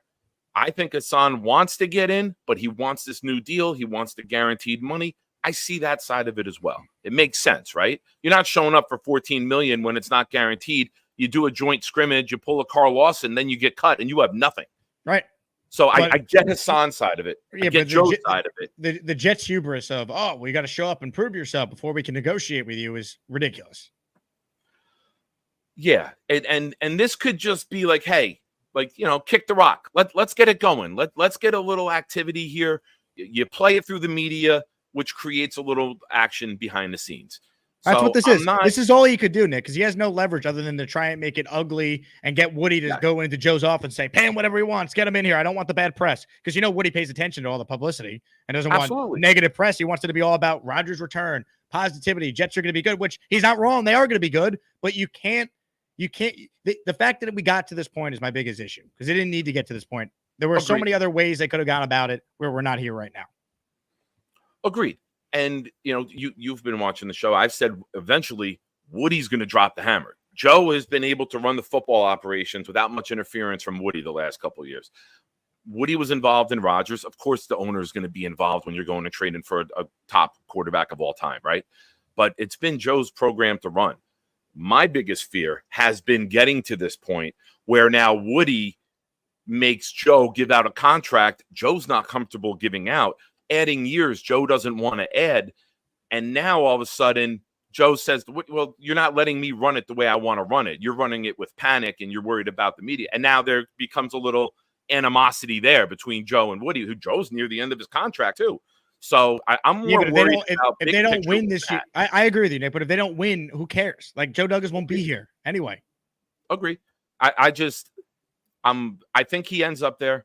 I think he ends up there still. You know, Monday's my day. I've said that. Monday after the Carolina game, that's my day. I think we get some action this week. I think you hear negotiations are taking place. I think you hear that they're close. I think over the weekend it gets solidified. I really do. I hope you're right. I at the end of the day, I think something happens, but it's just you're not trading them. You're not trading them, and you're not losing out. You're not. You're going to trade them for pennies on the dollar. You're going to trade them for a conditional sixth, because that's the offers that you're going to get, because nobody's going to give you anywhere near what you gave up. They've said they're not trading him. And this is the first time since Douglas has been here, I went and checked this, that the Jets have actually issued an on-the-record statement following a trade request. They didn't do it with Adams. They didn't do it with Elijah Moore. This is the first time they've done it. And that speaks volumes to me. So they're dug in. It's basically a game of chicken, right? At some point between the trade and the start of the offseason workouts, the Jets were under the impression Reddick would report, and then he changed his mind. We're 21 days into this. Reddick decided he didn't want to play the game of chicken anymore. So now here we are. But at some point, the Jets are calling Reddick's bluff, saying, you're not going to miss camp. You're not going to miss game checks once the season starts. You're going to show up at some point. And then we find out who wins that stare off. What happens? I'll give you my translation on that Joe Douglas press release. Bro, who the F are you? Like you haven't even been here. You broke your word. You don't show up, and now you're pulling this. Like, who the F are you? Get in the building, get some respect, show your face. A Bobby line, of course. Show your freaking face, Reddick. And Go play with your trains, Reddick. Yeah, go play with your trains. But get here. Even if you don't get on the field, get in the building. Show up with your agent and be like, hey, we're getting close to the season. We know what the season means. Let's get all of this going. Let's put the BS behind us. Whatever happened or hasn't happened is in the past. Let's move forward. Let's get a deal. Let's get on the field. Let's go win a goddamn championship, Jake. Amen. Amen. Great points, Nick. Where can people find your channel? Proud NYJ fan. Check it out. Close to 1,000 subs. I think we're at 935 or something like that. Well, I have 957 people watching live right now, which means you should be gaining at least 950 subscribers. Hit it. Take a minute. When Jake's done, go over. Proud NYJ fan. Hit subscribe. Content Sunday nights with VR. Wednesday night, Thursday night. I'm the late night guy. So when you want to hang out, I'm the place to come. So Jake, you're the man. We'll talk soon, brother. Go Jets. And everybody, relax. Relax. It'll be fine. I'll give you my word. You wouldn't lie to us, right? I'd never lie to you. No. I'd never lie to you. Not on air where it can be recorded. Of course not. All right. Nick Shine, everybody. Be good, pal. I'll see you Saturday. Relax. He's quoting our quarterback. RELAX. Relax. Ladies and gentlemen, Saturday, T-Squared Social. RSVP if you're coming. It's going to be a blast. Also, I'm going to throw this out in the chat. I should have led with this, but I was so heated with the Reddick stuff. So I got off the phone with T-Squared today.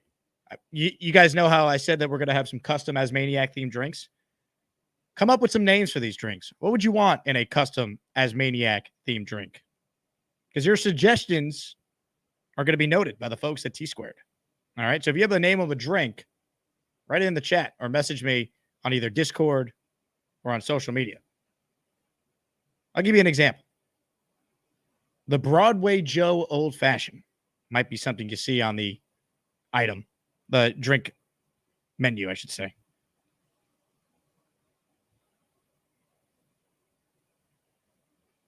Tommy is back. Let's see if Tommy's internet will cooperate. What's up, Tommy? Can you hear me or no? You're very delayed, Tommy. Let's try again. It's still bad? Yeah. All right. I'll pull back in another time. I'm sorry about that, brother. My wife must be. We appreciate you, Tommy. Gone but never forgotten. Tommy did gift the membership, though. So, Tommy, thank you for doing that. Appreciate you. All right, ladies and gentlemen, the recipient of the membership from Tommy here is David Garcia. Congrats, David. Barney says, if Haason Reddick got hurt, but AR plays 17, no Super Bowl, I disagree. Okay, so disagree. I'm telling you right now, if they don't have Haason Reddick, I cannot pick the Jets to win the Super Bowl. He's that good of a player. You're completely minimizing a guy who 2 years ago was like second in Defensive Player of the Year and was a first-team All-Pro. I'll take 17 from Aaron Rodgers. You know he's playing 17 games? You know that for sure? We've all said, hey, if he plays 14 or 15, we'll take that with Tyrod playing the others. Well, what if your defense is not as good? Because part of the thinking is this team is so good around Rodgers that, yeah, you could get by with a backup for a game or two. All of a sudden, your defense is not as good without Haason Reddick. What if there's, God forbid, another injury on defense? Everyone's been hurt on offense. Last 2 years, how many games has Quinnen missed? Or Sauce? Or DJ? Or CJ? Or Quincy? Or Jermaine? These guys have played. You can't guarantee health. You never know. It's football. Kikuchi says, just remember, Jet fans, this too shall pass. Eventually, yeah. Purple Belt Mike says his real name is Haason Smollett. It makes sense now. Dun-dun-dun. Julio says, in Obrook, I trust. He made it work with smoke and mirrors last season. The offense was the issue. We won 7 games with the worst quarterback in the NFL. Yeah, but it's more than just winning 7 games. It's you have your window to win. Let's go win. Morning Woody checks in. From what I heard, JD and Reddick have the same agent. How does this bleep happen if this is true? It's the same agency. It's not the same agent. Just because you share the same agent doesn't mean it's the same thing. That's no ghost with a super chat. I've heard Reddick were to sit out the entire season. The Jets still hold his rights in 25. If that's the case, Reddick has zero choice. Correct. That is true. His contract would toll over. Aaron with a super chat. Was this a similar situation with T.O. to the Ravens? I don't remember. I know T.O. wanted to be an Eagle at that time. I don't remember that specifically. I'd have to check, Aaron. Mother effing Chew has given us the gift of a channel membership. Free stuff. Now, the question is, who is the recipient of this achievement? The answer, you might ask, is listener Gary McConnell. Congrats, Gary.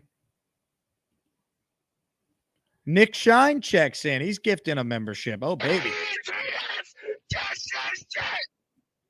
Jonathan Alvarez is the recipient of that membership. Congrats. Let's get some more channel memberships so at least we can be positive. This guy's always positive. Ladies and gentlemen, Keith Best is next up. Hello, Keith. Oh, my God. Jake, give me a couple of minutes before you cut me off. Are you going on Neil on us now, Keith? You're going to make 13,000 points? I don't know about 13,000 points, but if we can go back to the game on Saturday, Fontenot looked fucking awesome. Okay? Excuse my language. Okay? And Braden Allen with the running. That was incredible, too. I know this is only preseason, and, you know, it is what it is. But all you guys got to stop with the speculation of the drama. The drama, I mean, is that how you guys keep people on here? I don't need drama in my life. Well, I'll tell you what, it's a real story, though, Keith. I mean, this is a story. No, I know it's a real story. The Jets acquired him. He's not at camp. His agents put it out today that he's requesting a trade. The Jets fired back. It is a huge so deal. they get me legally right. They obtain his contract. So he's under their wing. Is that correct? The Jets have him under his current contract that he signed with the Eagles. Okay. So I was just thinking about calling Robbie up at what's the name of the ice cream? Ben and Jerry's ice cream, and put a $10 million thing together to raise him $10 million. I don't know if that would do it, but put his picture on the front of a Ben and Jerry's ice cream thing. Look, Nick, I'm just like you. I'm trying to come up with some type of business that would help get this through, and give them $10 million out of that. I mean, they sell $40 million a month in. Why would anyone buy his ice cream? Jet fans don't like him right now. They would if you would just sucker up. I mean, if my dad's been passed since 2003, and he knew Woody. Okay, I would have my dad call Woody and say, "Make this fucking happen." Excuse my language. I know there's kids on. Make this. On behalf of the Jake Asman Show, we apologize for the foul language.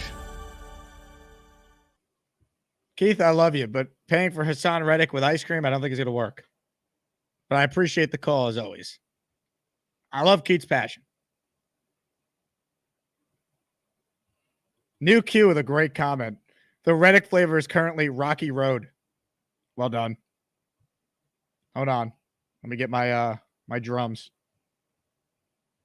Where is this? Hold on. There we go. There it is. There it is.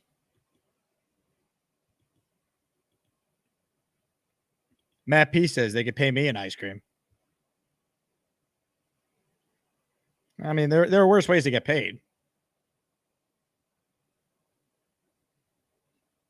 Marcelo says, besides Carvel, Ben and Jerry's greater 100%. Oh, you're saying besides Carvel? Yeah, I'm with you. Carvel, GOAT. All right, I'm a Carvel guy.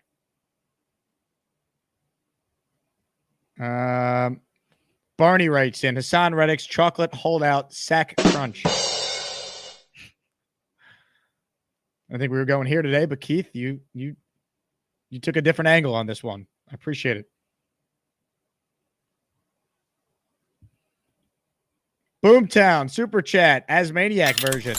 For Reddick, this is just one last tool in his agent's leverage toolbox that he could apply.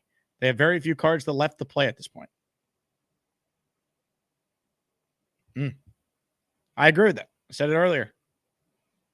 Still a bad look by the Jets. They get it to this point. Because now, once again, eventually when he shows up, is he the Haason Reddick of old? Because you need him to be. That's the whole point. It's like, great, you won the negotiation. He showed up. He's a human being, though. Is he motivated? Is he happy to be there? Is it a great, does he feel comfortable? Is he bringing down the rest of the team because he didn't get paid and he's bitter? Chemistry matters in football. The locker room matters.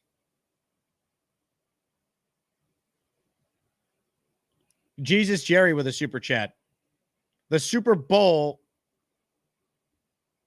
sign water from Paris and H. Reddick. Jesus Jerry, thank you for whatever that was. Hit the like button if you're tuning in. If you would enjoy ice cream, whether Haason Reddick's face is on it or not, definitely hit the like button and subscribe to the channel.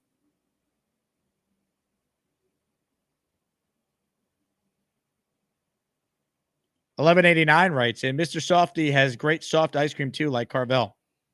You don't got to tell me about Mr. Softy, $11.89. I love me some Mr. Softy.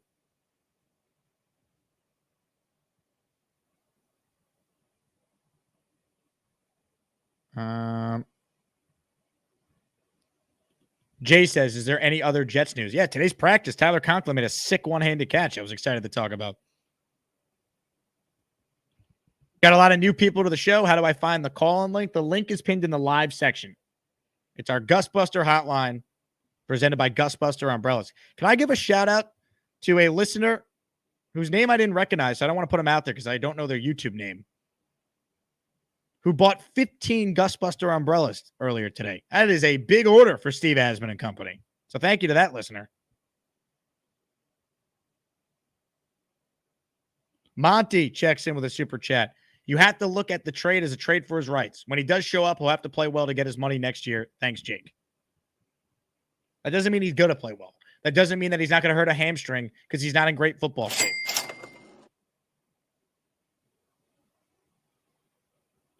V1P has become a channel member. Welcome aboard. That's 10 new members.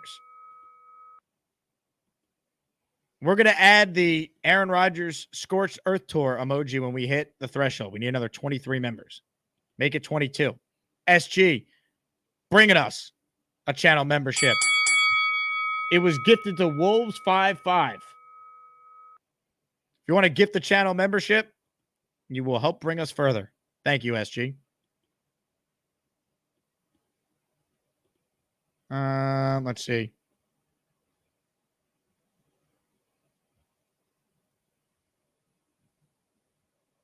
Tom says ice cream solves everything. Look, if the Jets could get Reddick signed with ice cream, I'm on board. I just don't see that being the way to get it done. Open phone lines for anyone who wants in on the conversation. The Gusbuster Umbrella Hotline is linked. Programming note, I'll be a guest on ESPN Radio nationally tonight talking about Haason Reddick at 7:30. So you can hear me on the national stage talking Reddick. Doing a radio hit on Amber and Ian. Mad Team says, screw Haason Reddick. Hashtag fraud.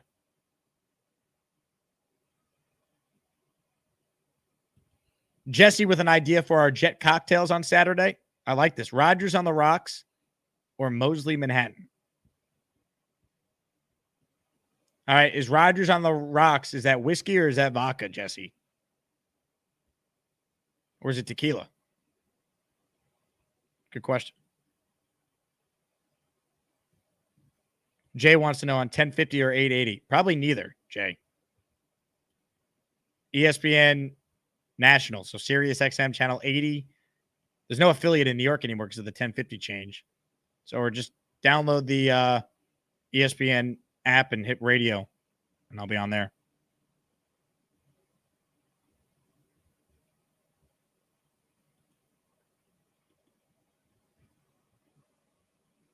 Addison with a suggestion. V Manhattans. Well done. I'll add that. That's good. Top Cat, somebody called Johnny Ice Cream. Well done. Well done.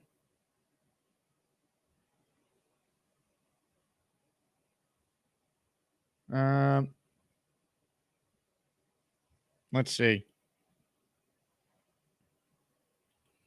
Tom writes in the Neil Long Island iced tea. It's a Long Island iced tea, but with a dash of sugar ash to top it off. Now we're thinking. Now we're cooking with fire. These goddamn exploding cigars. I gotta go, Jake. I'll call back later. Shit. Well done. All right, here's what we're going to do. I'm just going to be honest with my audience. All right? I did 3 hours of radio on ESPN New York today. I ran home to go live as quickly as I could go. I have not peed since around noon today. I have to go to the bathroom. All right? I'm not going to lie to all of you. All right? Other shows, they'll lie to you. Oh, we got to play some commercial because we got to pay the bills. There's no bills to play. This is my show, my channel. I'll do what I want. I'm going to the bathroom, and when I come back, we're going to get to your calls, and it's going to be a lot of fun. Maybe I'll come back and I'll eat ice cream on the air because that apparently is how we get Haason Reddick signed. I'm learning a lot today. I'll be right back. Let's go, Jets. Woo! Do you guys remember there was an incident in Las Vegas where a man attacked a Clark County judge? After this happened, I said, the guy in the video is actually a listener of the show. So not the guy who basically like Troy Polamalu'd over like the judge dais, but the guy that is a listener of the show is the hero who tried to immediately apprehend this wacko. And yesterday, Michael Lasso, the law clerk who helped protect the Clark County judge who was attacked in court last month, was named Citizen of the Month in Vegas. You could see our guy Michael Lasso on the left there. It's a pretty cool moment for Michael, who joins us right now. What's up, Michael? How you doing, Jake? Good to see you.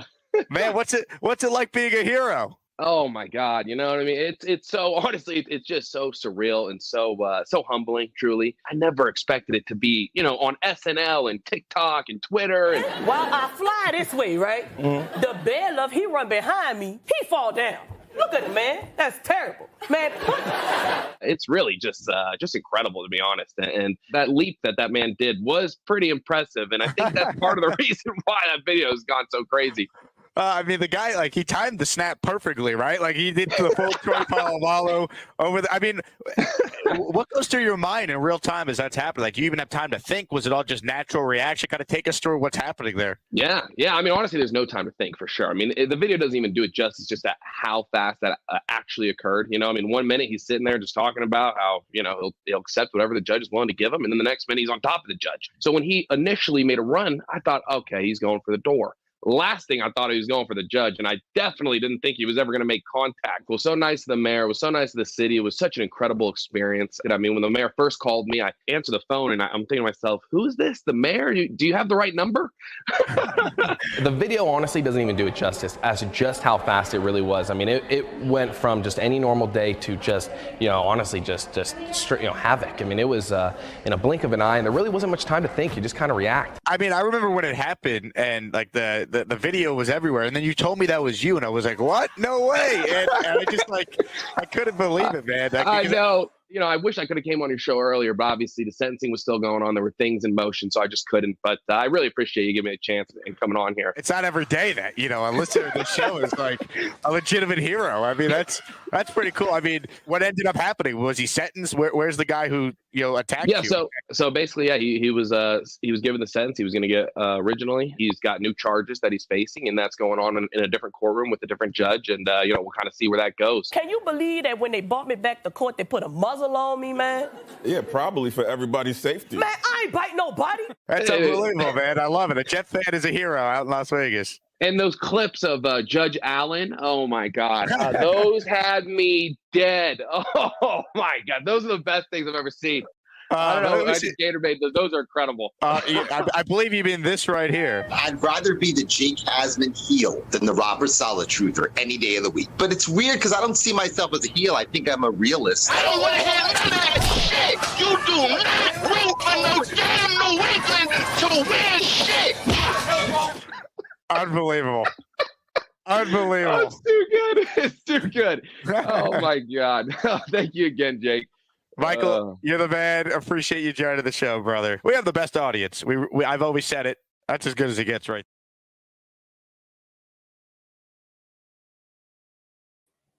All right, we're back. Welcome in, everyone. Hit the like button. More of your calls coming up. But first, I just saw this.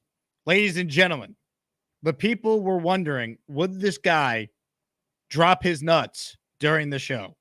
And if you know anything about this show, the answer was always yes. Mike D's nuts would, in fact,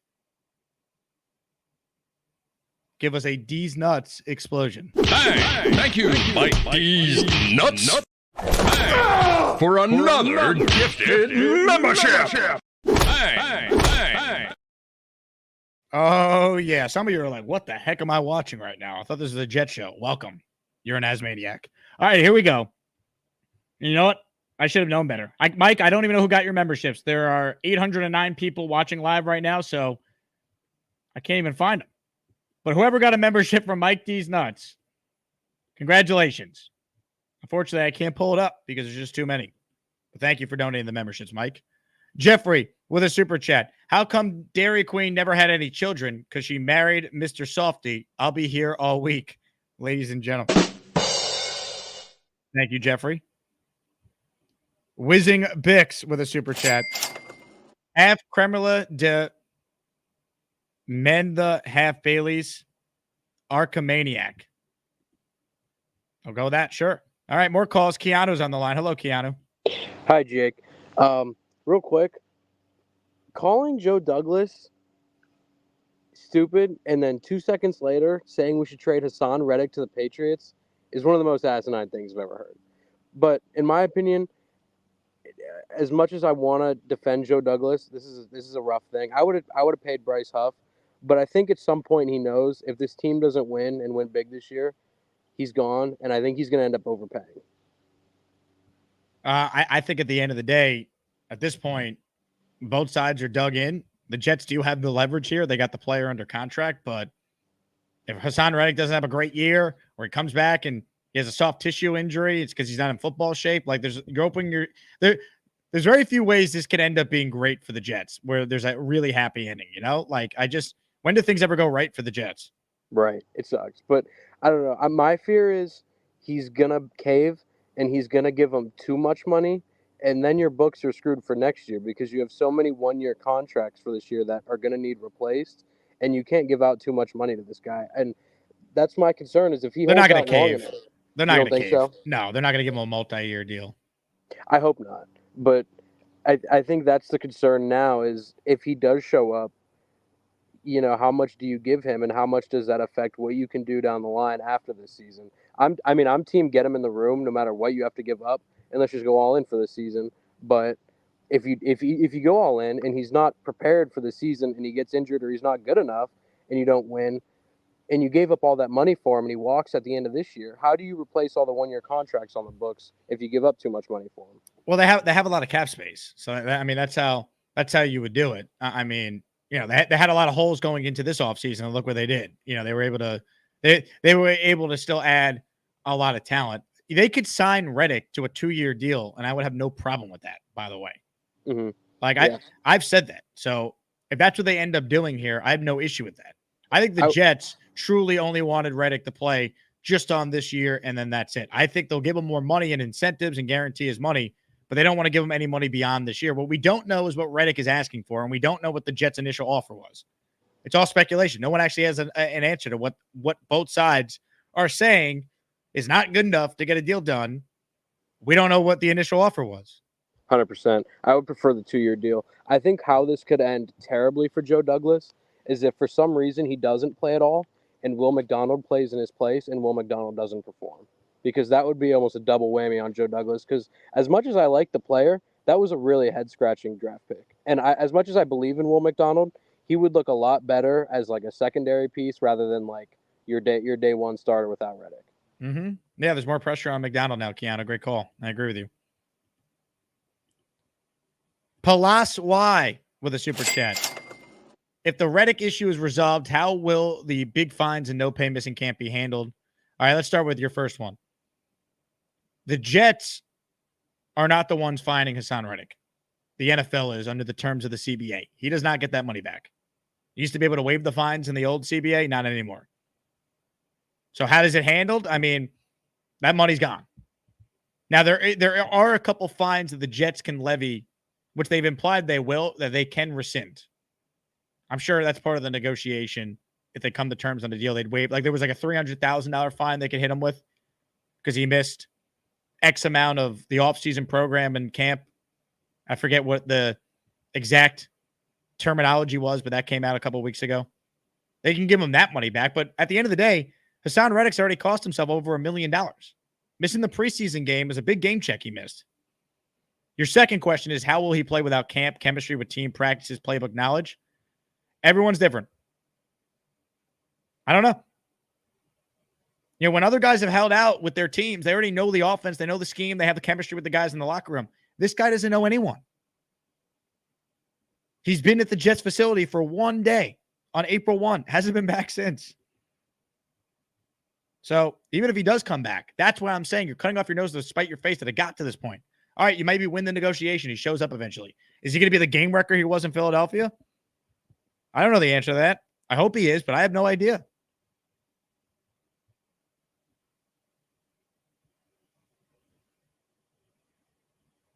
It's very frustrating. More of your calls right now. Matthias is up next. What's up, Matthias? Hey, Jake. What's going on? Long time no see. Matthias, where you been, man?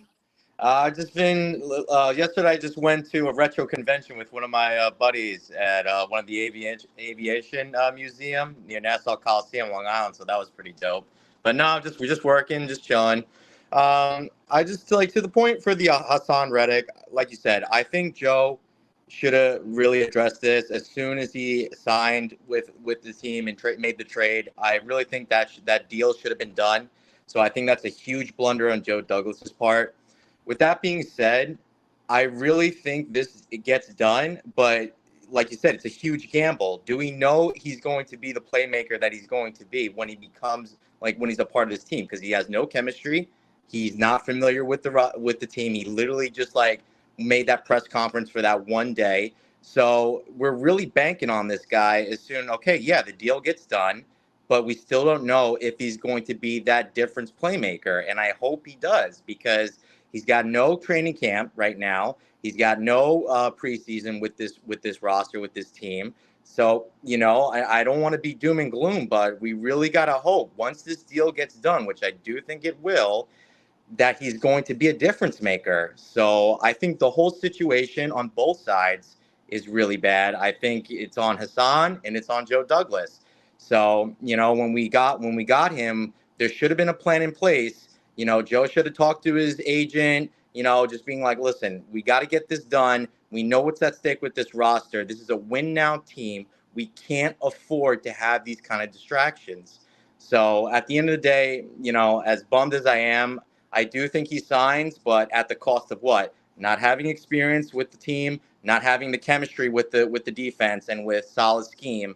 So, you know, we just got to hold out and we got to see, Jake. It was good seeing you.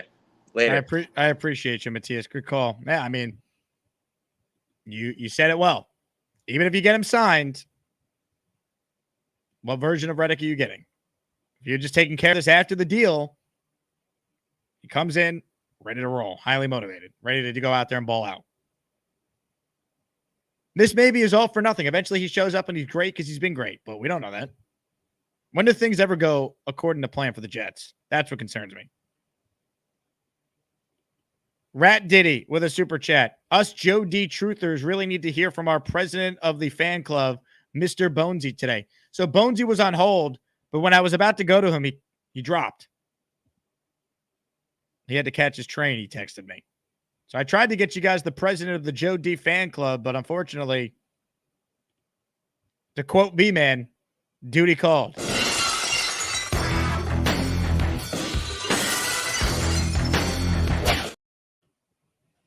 More of your calls right now, ladies and gentlemen. We bring on Joe, who's up next. Hello, Joe.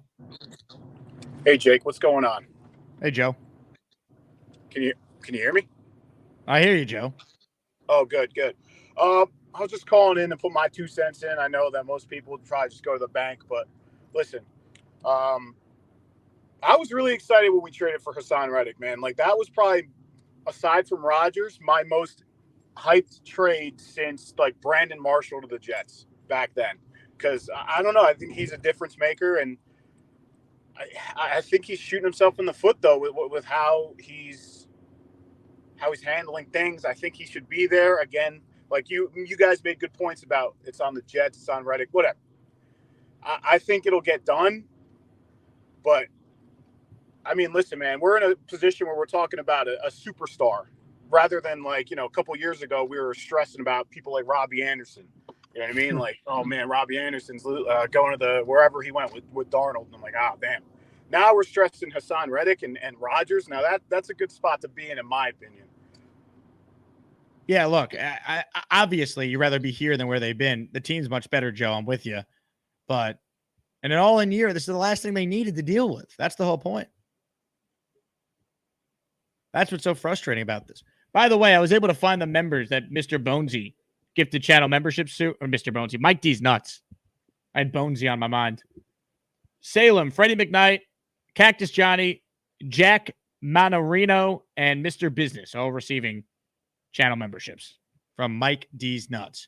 Many of you are probably like, who is this D's Nuts character? Is this a bit? No. His name is Mike D's Nuts. It's on his birth certificate. D's Nuts. All right, more of your calls right now, ladies and gentlemen. Once upon a time, this guy once paid $500 for Robbie Sabo's opinion on Alan Lazard during OTAs. Ladies and gentlemen, Peter Castro. Hello, Peter. Jake, do you miss me? I missed you terribly. Where have you been? The kids. I got 10 kids here every weekend. I love it. Take care of them. As far as Haason Reddick goes, I think you got to just relax. Let it play out. Let it play out. And then, you know what? The Jets hold all the cards. Is he stupid enough to stay out for a year and get no salary at all? I didn't think he would be stupid enough to let it linger this long. So maybe. Me either. So I don't know. I think the Jets should just relax. We have so much talent on this team. I love the quarterback situation. Tyrod Taylor and that kid Martinez. Oh my God! If we had them last year, we would have been in the playoffs. They're both good. Can you hear me? What's going on here? Do I get muted?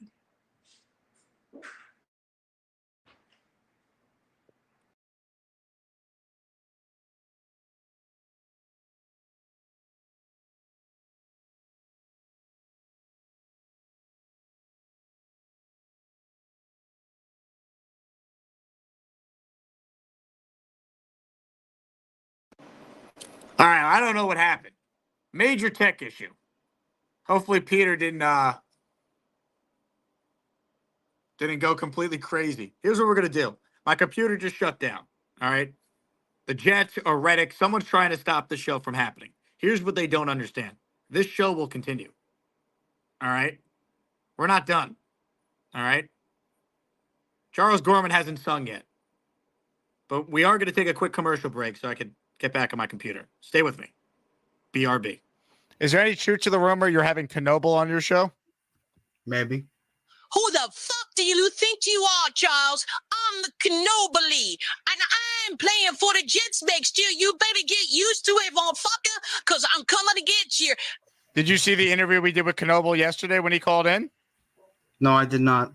I'm just kidding, Charles. I love you, man. You're the greatest. I just want to be your friend, okay? So, please do my friend. Motherfucker!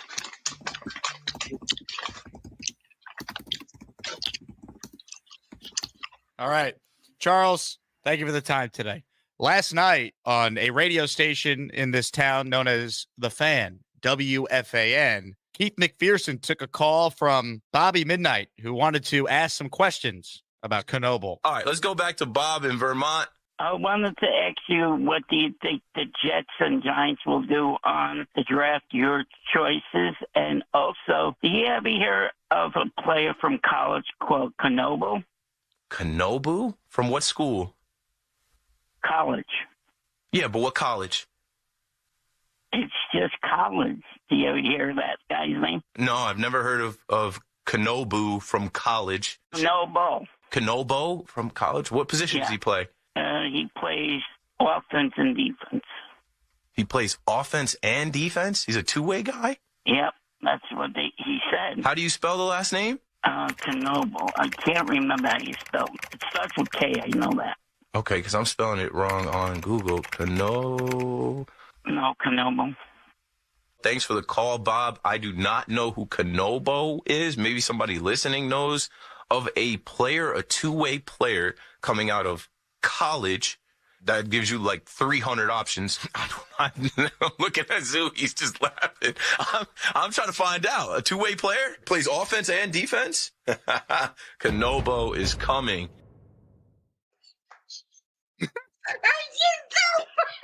You ever hear of Kanobo? There were two listeners of mine who called WFAN asking two separate hosts if the Jets should take Kanoble, and each host was like, they were stumped. They're like, I haven't done enough draft prep. I'm unaware.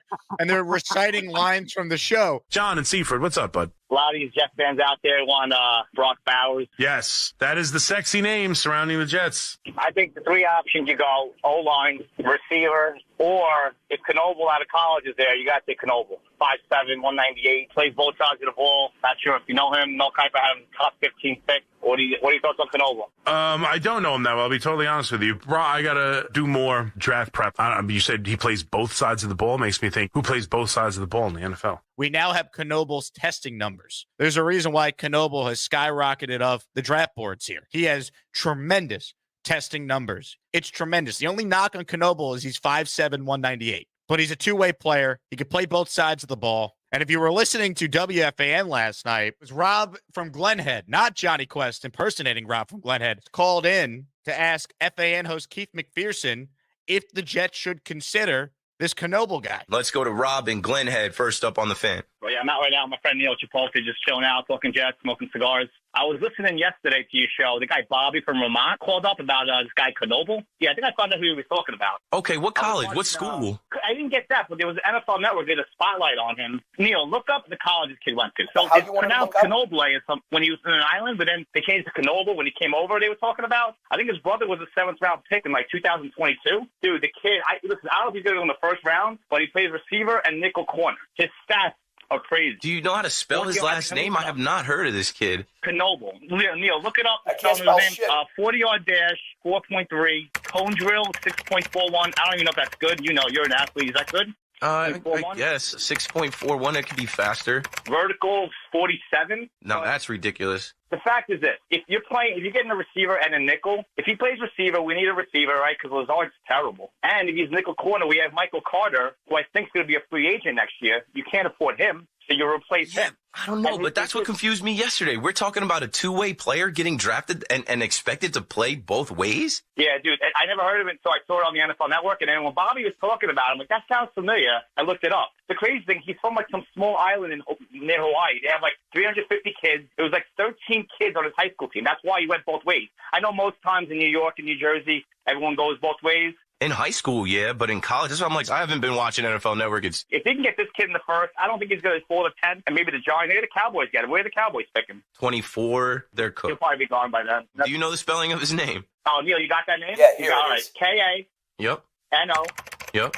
B-L-E. I'm going to hang up and listen, Keith. Be good, all right? Yeah, thanks for the call. So we were talking last night. Yeah, Bob from Vermont called in, was talking about this kid, and I never heard of him. K-A-N-O-B-L-E, NFL draft? Nah, you guys got to be trolling me. This is like the tale of like, I don't know, like a Bigfoot or something. Like this is a two-way player that plays wide receiver, nickel corner. He's got a 47-inch vertical. I haven't heard of the guy, but I don't think two different calls would call about this Knoble guy. How did you hold it together, man? I'm dying. My ribs hurt from. Didn't think.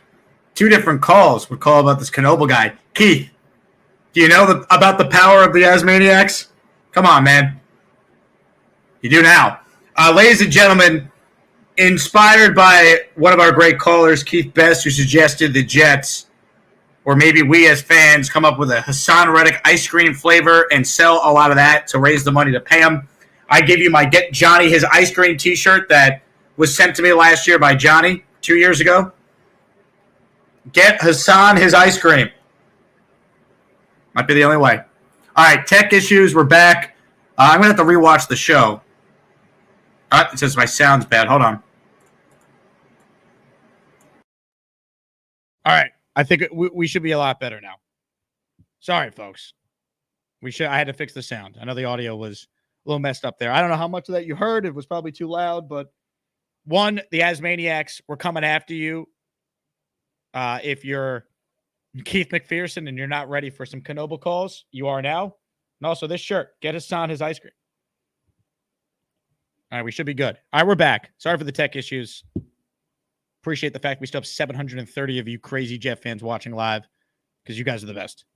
Hit the like button if you're tuning in. Let's get back to your calls. Ted's up next. What's up, Ted? Jake, what's up? Let me ask you a question. A lot of people are assuming that Huff was a blunder by JD when you don't know what the player wanted, right? If I was Huff, I would want to go to a perennial division winner, potential Super Bowl winner every year. That's the kind of team I would look for.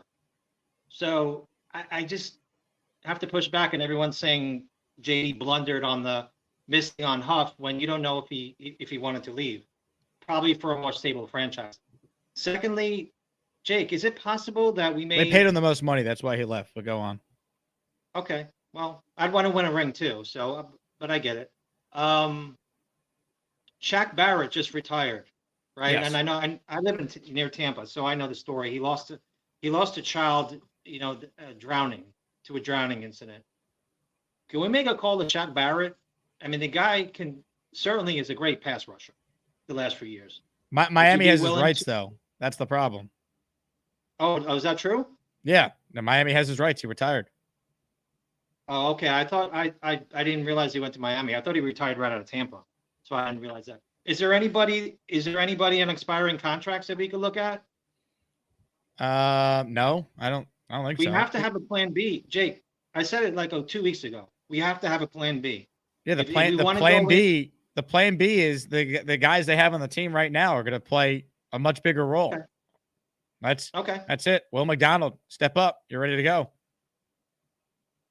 That may not you see be the problem here, right? You see why that's a potential issue here when you're expecting to have an all-pro in Haason Reddick, and now you're relying on a second-year player who had an uneven rookie season. I understand all that, but it's an unfortunate situation. So you can't expect JD to go pay somebody a $10 million raise and then have to negotiate with players later that want to sign long-term. So don't acquire the player then if you weren't prepared to give him an extension or give him a raise. Okay, well, I'll blame him for that. But if that's the case, point. Though, that's how we got here. But is that the case though? Because I heard conflicting stories about, that he was offered a contract. Yeah, but we don't know what he was offered. Right. So you can't say. Right. So you don't know if it was reasonable. He may be trying to rake us over the coals to get $25 million. When that you can't say, I'm. So don't do the deal then. So don't do the deal. They were this far apart in contract talks. Why did you make the trade for a guy that wanted a new contract to make him one of the higher paid players at his position? He's certainly underpaid. There are 18 guys that are making more money than Reddick at his position. There are not 18 better pass rushers in the league than Haason Reddick. I understand that. I'll blame him for that. But you don't know what was said, during. Right. You really don't. So I think Reddick is wrong in this too, Ted, as I've said. But this is where the Jets get blamed. You can't just say, oh, well, word of mouth is fine. We're good. No. Pivot. Jadeveon Clowney was out there. It just cost you money. He signed a 2-year contract with the Panthers for $20 million. $12 million guaranteed. Average annual salary of $10 million. Give me Clowney. I would have paid a little more and got Clowney. And let's be real. That contract's basically a 1 year, $12 million deal. I would have went 2 years, $22 million with 14 of it guaranteed. I'll take Clowney on 1 year for $14 million over thinking I'm going to be able to get Reddick, who clearly wants a new deal, to play the final year of his contract at $14.5 million, which was never happening. Do you think that Douglas is such an incompetent GM that he didn't have any kind of number that might have been agreed to prior to the trade? No, I don't, but I think he trusted Haason Reddick's word of mouth, and he got burnt here. That's what I think happened. Gotcha. Okay, Jake. We'll see what happens. Appreciate the time. Appreciate you, Ted. Thanks for the call. Brazil Jet says, how do people have football camps, don't show up for work? Well, I mean, him doing a football camp for his local community in Camden, New Jersey is not the same thing as not showing up for the Jets. It's a business thing. Mike D's Nuts is in the house with a super chat. I know many people are asking the same thing, right? Is this Mike D's Nuts? Is this Mike D's Nuts? You bet your ass it is, Leany. Mike says nobody's showing up to a job where they're not being guaranteed to get paid. Honestly, it's a business at the end of the day. And the Jets' thought process was, well, you got to show up so we can then negotiate with you. I think that's silly. The Jets putting it out there that we can't pay Reddick until we see what he's like in camp because, well, DJ Reed, Conklin, and Carter all want new deals, but we can't pay those guys, so it would be a bad look if we pay Reddick now because he hasn't shown up yet. It's like it's apples to oranges. It's not the same thing. Reddick's a superstar player you were acquiring as a big offseason move. It should have been handled at the second sign of the deal or of the trade getting finalized. More of your calls right now. This guy was on the air when my computer just froze and knocked me off the air. Peter Castro. Hello, Peter. How was the show without me? I don't know. I was talking to myself for about 15 minutes. I can't wait to watch that back after this. Well, I don't know what happened. But anyway, take it easy with this Reddick. The Jets are going to work it out.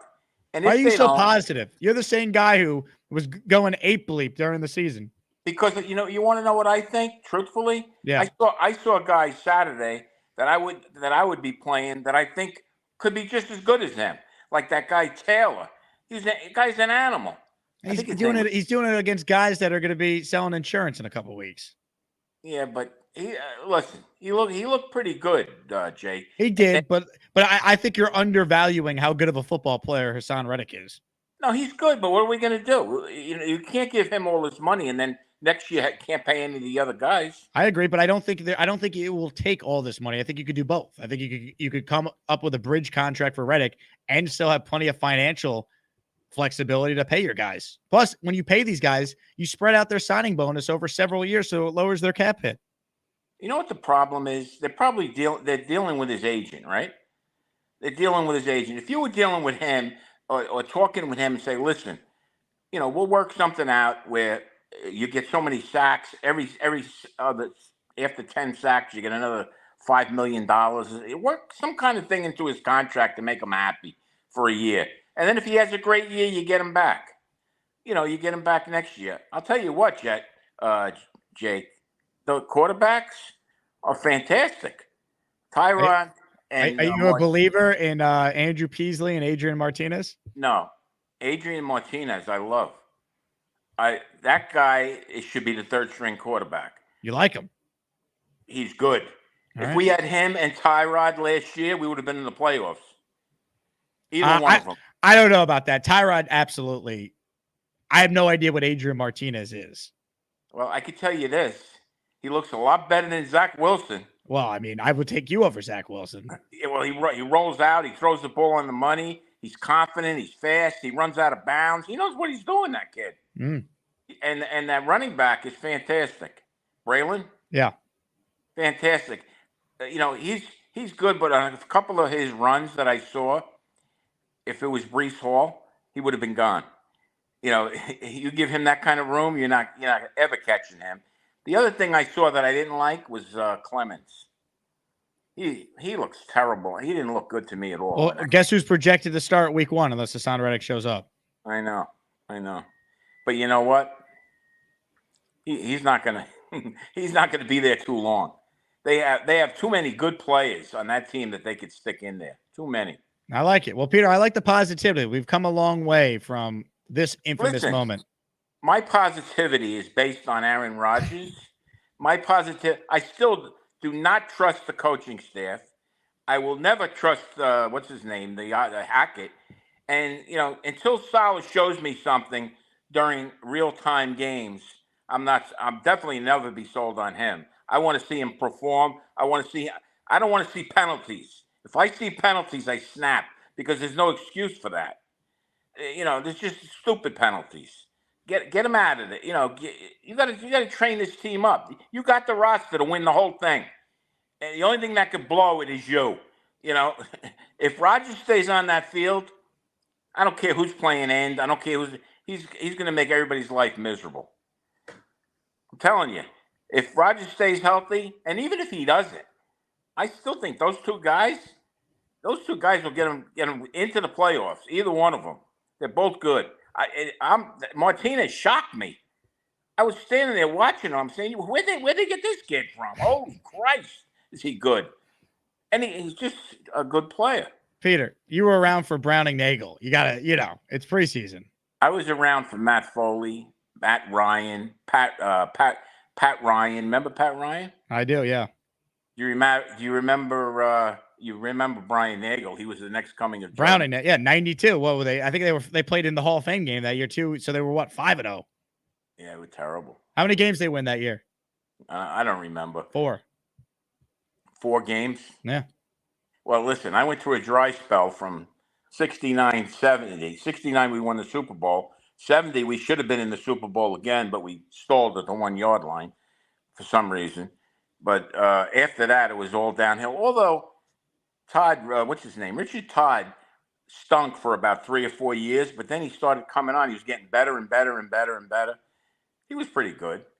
O'Brien, I never liked because he needed a Berlin Wall in front of him to throw the ball.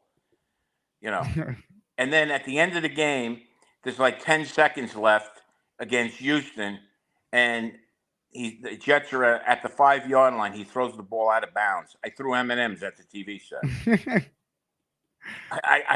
Why would you throw the ball out of bounds? I don't care if it's intercepted. He throws it 20 yards out of the end zone. Oh my God! I've seen so many stupid plays. Well, Peter, we're going to be positive, baby.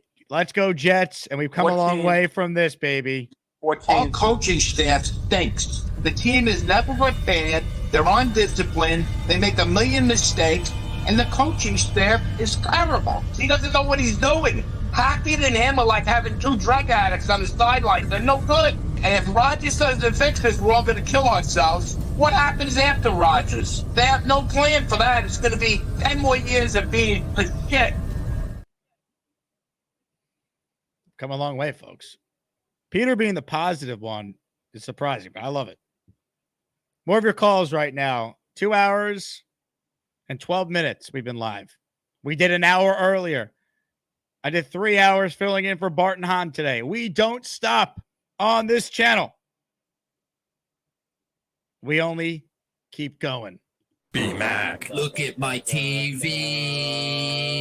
B-Mac. I love Aaron Rodgers. Jets. Go Jets. Hey Jake. Good afternoon. Hello, B-Mac. Hey, I just want to say this, man. I think we should rename the Jets Never Ending Drama, because it seems like there's always something going on with this team, man. Never ending drama. Let's see. So that would be never ending drama. So you want the Jets to be called Ned? The New York Neds? Yeah. I'll just call it the Jets Never Ending Drama. You know what I mean? Just add Okay, that. so you want that doesn't really work as well. So that'd be JNED. Am I following? Yes, something like that. The because, Janeds? The New York Janeds? Yeah, like that. Yeah, it's just like it's just ridiculous. Like, with Haason Reddick, I mean, I kind of hope he gets the same heat and energy that people gave Rodgers for missing 2 days of mandatory mini camp. But we all know the national media is not going to do that.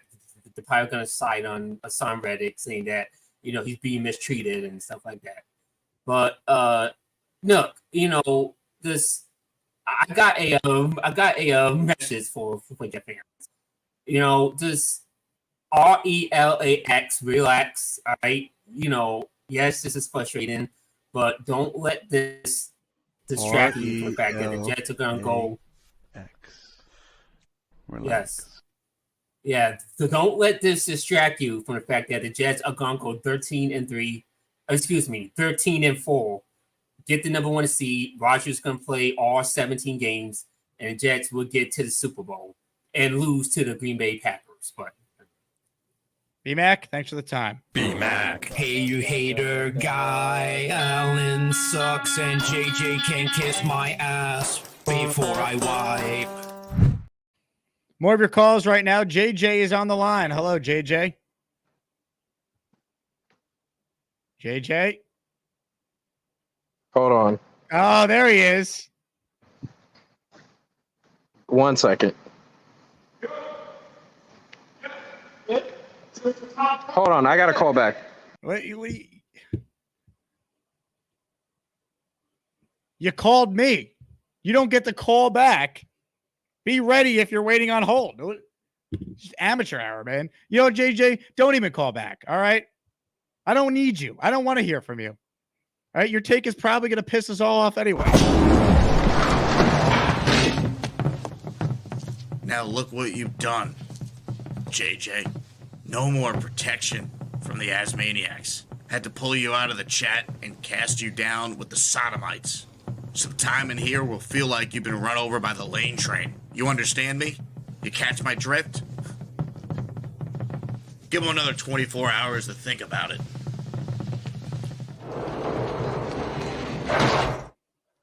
Let me call back. Get out of here. Big fella's up next. What's up, big fella? What's up? Yo, this Reddick thing, man, I told you from the beginning, I said, this doesn't feel right, man. It does not feel right. And this guy, there's a reason why he was on a bunch of teams. People could see Nick Faria is like, oh, he feels disrespected. That's bullshit. It's always about the money, man. Well, that's why he's disrespected, because he's outplayed his current contract. He saw Daniil Hunter sign for 2 years, $48 million. He has the same numbers as Hunter, if not better. But the difference is these guys have all been free agents. What Reddick needs to understand is it's all about timing in life. He needs to ball out, have a great year, and then maybe someone will pay him a 2-year, $48 million contract next year. But he's not helping himself by pulling his stunt. But as I've been saying, the Jets aren't blameless here either. A player with his numbers should not be on more than 2 teams. But he didn't become the player he became until Philadelphia used him in his natural role he played in at Temple. Arizona tried to make him a hybrid, play him all over the field. He wasn't a good player until he got to Philly and they knew how to utilize him. Wasn't he good in Carolina? He was good his last year there too. That's true too. But I'm saying he really didn't become the Haason Reddick, one of the 10 best sack artists in the league until he got to Philly and had great seasons on winning teams. Yeah, look, I have faith in Ulbrich. I really do. And do I think Haason Reddick would make us a lot better? Absolutely. I think he'd make us like super dominant. But I do have faith in Jeff Ulbrich. I think he's an amazing defensive coordinator, and I think he'll work with what he has. And we've been in top 5 in defense. We had Bryce Huff for those 2 years, but I just have a lot of faith in him. So that's where I'm at with that. Yeah, totally fair. Look, do they have a good defense without Reddick? Yes. This defense could be special though with him.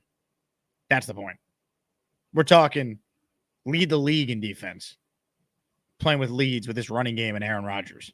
That's the point. Ladies and gentlemen, joining us right now is someone who Aaron Rodgers met specifically in Tahoe before the Jets season got underway. Hey, Dre, what do you think about Brock Purdy? He's gonna die. Hello, Dre. How you doing, Jake? Hey, listen. As the vice president of the Joe D fan club, I'm gonna step in for Bonesy since he's on the train, and I'm just gonna say this: look, we don't know what happened, and I'm always leery of oh, he should have done this, we should have done that. Not one of us fans could even do 24 hours as the Jets GM. So and I know that's what Hollywood JJ was calling in about. And I'm glad that you decided to go a different direction because ain't nobody got time for JJ, his mess. Allen, too, I don't want to hear it. It shouldn't have taken this long. What it should have been is exactly what you said. Hey, there's I don't like my contract. I don't want to play on my contract. Okay, let's get you in. Let's get you situated. But we want you to come play for us. We'll sweeten the deal. We'll give you a 2-year. The second year will be an option year just so we could spread out the cap hit. But we could have paid him. And then if we wanted to cut bait after 1 year, okay, hey, he balls out and goes like Pro Bowl. Okay, anybody have need for this guy? We'll take he won't pick up his option. We'll make him a free agent. We win the Super Bowl. He gets a ring and he can go and get his contract somewhere else. Because all we need him is for this year. That's it. But we are all in on this year, so we need to stop messing around. We got Kinlaw on the 1 year deal. We got all of these other assassin type guys. We got Tyron Smith. We got Morgan Moses. We have all these people on 1 year deals or hybrid 2 year deals. We know that we got to pay Garrett. We know we got to pay Sauce. They are our top two priorities for next year, hands down. We have to re-sign them. Otherwise, then we all just going to get to enjoy this Super Bowl year, and then that's it. They're going to blow it up. Yeah, well, you could do both. You could give Reddick a 2-year Band-Aid deal and then still have plenty of cap flexibility to pay your young guys. There's common ground here. At some point, common sense, you hope, will prevail on Reddick's side. Because the Jets screwed this up, allowing it to get to this point. At this point, though, the stance they're taking, we're not trading you. We're going to continue to find you under the rules of the CBA. That's the only stance they can take. That makes sense. Yeah, but the thing is that it should never have gotten to this point. And that's where I just there's something, there's more to the story, because this is just like last year when it was obvious, common sense. When Rodgers went down last year, you said it while broadcasting in a moving vehicle on the way back home to Long Island. And you were like, you go today, you're on the phone from now. And you start calling everybody, you got a week, 2 weeks. Give Zach the Dallas game. But then you're calling nonstop. You're trying to get a backup quarterback in here. And that's exactly what should have happened. Yeah, they don't listen to me, though. That's the problem. And see, this is why we're where we're at. See, so out of all the fans here, you're the most qualified to be the GM. So I'm not. Although I do defend Joe D, I would say, hey, okay, Joe, you got to go. Let Jake just run it this year. We'll give you credit if the Jets actually make it to the Super Bowl because this is your roster. But we need people that are going to make the common sense, good decisions and not these ridiculous, okay, but why are we doing this? It's I don't think it's a principle thing because I know that a lot of other callers have been saying, oh, yeah, well, he thinks that he's got these brass balls, this, that, and the other. I don't think you cannot make emotional decisions in business. That's just bad business all around. And sometimes you got to go with your gut, trust a player. But at the end of the day, you should have had it wrapped up. The protocol is, it's an expiring contract. He doesn't want it. He wants to rework his deal. You rework his deal. Okay, we'll trade you, bring you in, sign your paperwork. Okay, now what can we do? Bring your agent in. What are the numbers? What are you looking at? Okay, yeah, you're out of crazy with those numbers. Let's come a little bit closer to earth. We'll do this, and this. So how about this money? And we'll throw in some incentives. It'll get you closer to your number, but you got to hit incentives. And at the end of the day, if you're a Pro Bowl ball player, you've been putting up double-digit sacks. What is the issue with incentives? Then you hit stuff. You hit it all the time. So hit your incentives like you normally do, and you're gonna make your money that way. That's common sense thinking. It hasn't applied in this because that's exactly what they should do. If you're in Reddick's camp, telling him that, hey, go ball out. If not the Jets, someone will pay you a 2-year deal that Danielle Hunter just got. So that doesn't seem like that's resonating right now. Now, Dre, I got to ask you a question because if Haason Reddick is not there opening night, Is Brock Purdy still going to be running for his life? Yeah, he's still gonna die. Is Brock Purdy gonna run for his life on the opener? Yeah! He's gonna die. Let's go. J-E-T-S, Jets, Jets, Jets. Let's go. I'm just saying it's a lot harder for him to run for his life if the guy who's had double-digit sacks 4 consecutive years is not out there. Just saying.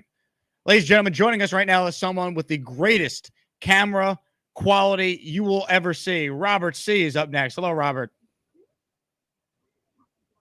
Hi, Jake.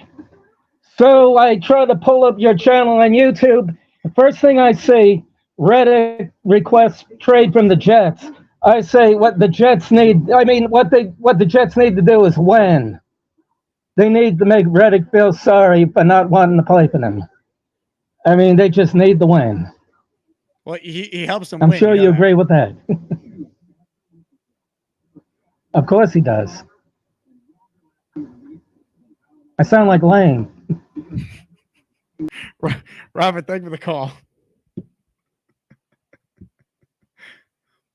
That was great. Robert, that was tremendous. I don't know if that's your camera, if you're hanging out with Weed the People, if you're in a sauna. But that was great. Ladies and gentlemen, joining us right now is someone who will get us back on track.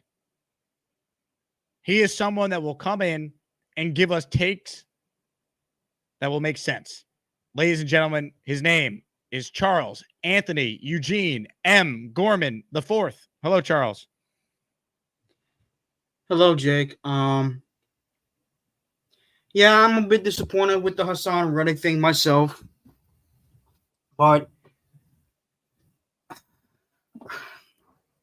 I know a lot of people want Haason Reddick to rot. I know a lot of people are blaming Joe Douglas, but I think it goes on both ends. You know, Joe Douglas knew that Haason Reddick liked to hold out, and that Haason Reddick, I know he wants to be paid, but the thing is, you know, the market. I'm trying to think of something to say. Did you forget your take mid-take? No, it's just that, you know, the market, you know, there's a lot of really good pass rushers and edge rushers out there. You got Trey Hendrickson, who's really good. You got Josh Hines Allen of the Jaguars, who's really good. Danielle Hunter's a stud. You know, just to name a few of the big-time edge rushers in this league. Montez Sweat of the Bears, he's really damn good.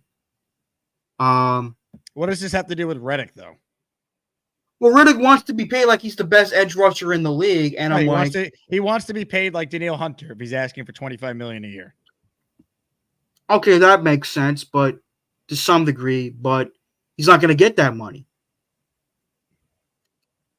Yeah, I mean, at this point, the Jets clearly don't want to give him a multi-year deal.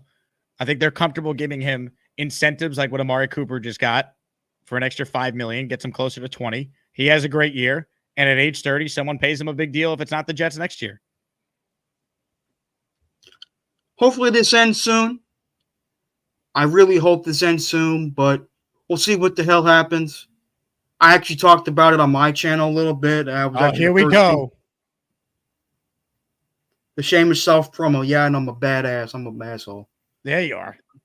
Now, are you wearing What? a Jake Asman show, Charles Gorman inspired tank top? No, I'm not. I mean, My if you're gonna plug your channel, shouldn't you be repping my show? I'll give you a free plug. This is gonna be my most viewed show of training camp by far. But I'm gonna need you to go put on the Jake Asman show tank top right now. All right. Sure, why the hell not? You put it on, and while that is playing, or while you're doing that, I'm going to give people a little taste of Charles Gorman from our meetup last week.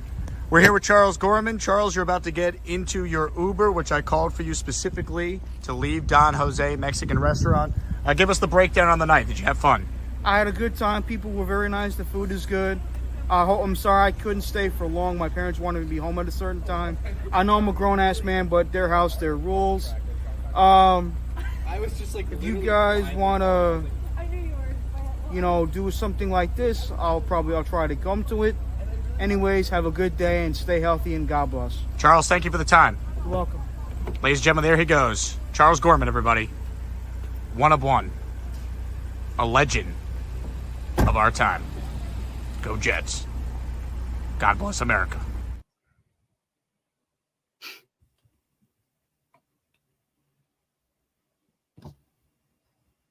Yeah. Let's go. The Charles Gorman inspired tank. Show it off, Charles. Give people a little twirl. Let's go. Beautiful. JakeAsman.com. Get the same tank top Charles is rocking. All right, Charles. Plug away. I talked about it on my show, which lasted about an hour or so. You did an hour on Haason Reddick? No, I talked about that and also some football. I chilled out with Addison. Huge shout out to him. Mm-hmm.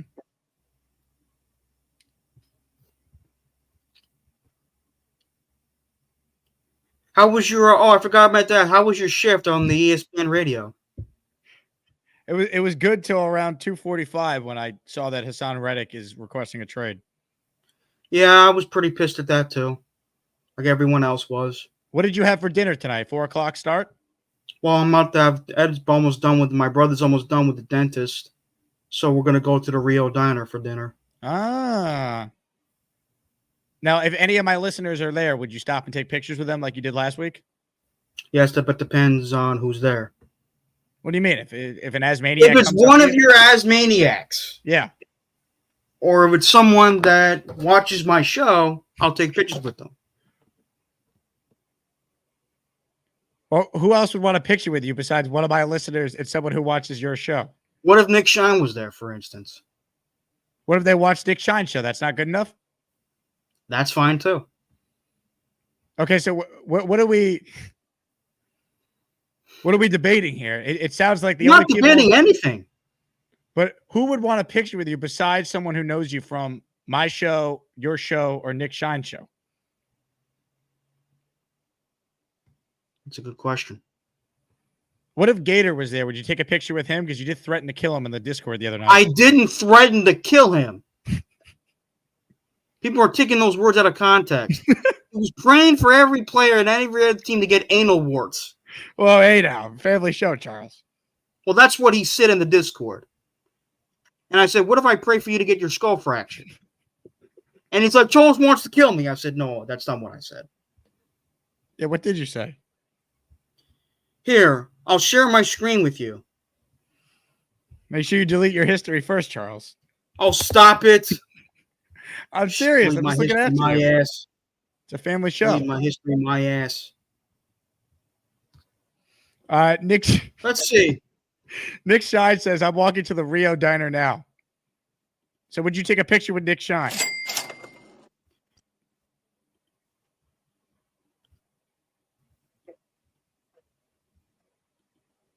Yes. What are we doing, Charles? No one can see your screen. Oh. What is it sharing? I know what you do. All right, I see it. I'm pulling it up. Here we go. The print's too small on the Discord to translate here. Let's see. What did I say in the damn Discord?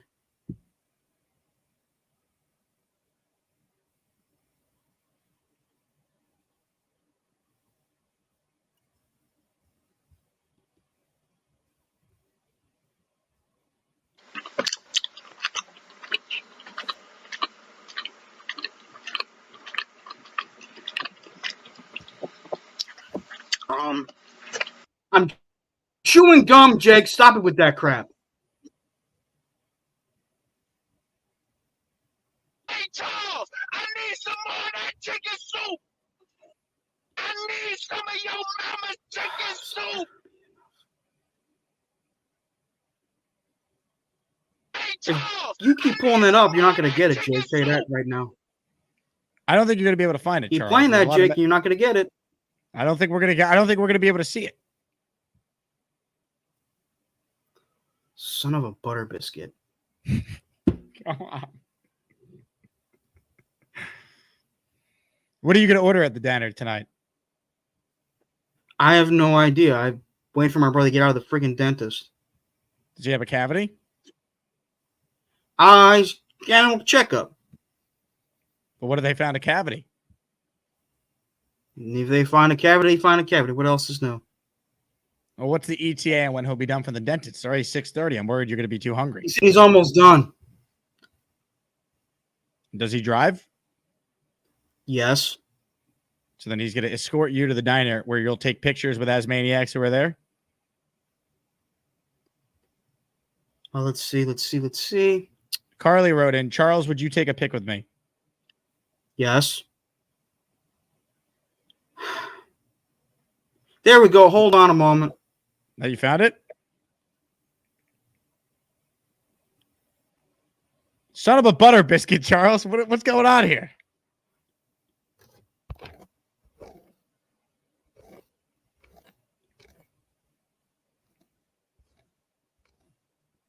Charles, is it started off with me by saying J.J. McCarthy looked good today versus the Raiders on August 10th, 2024 at 6:57 p.m. Eastern Standard Time.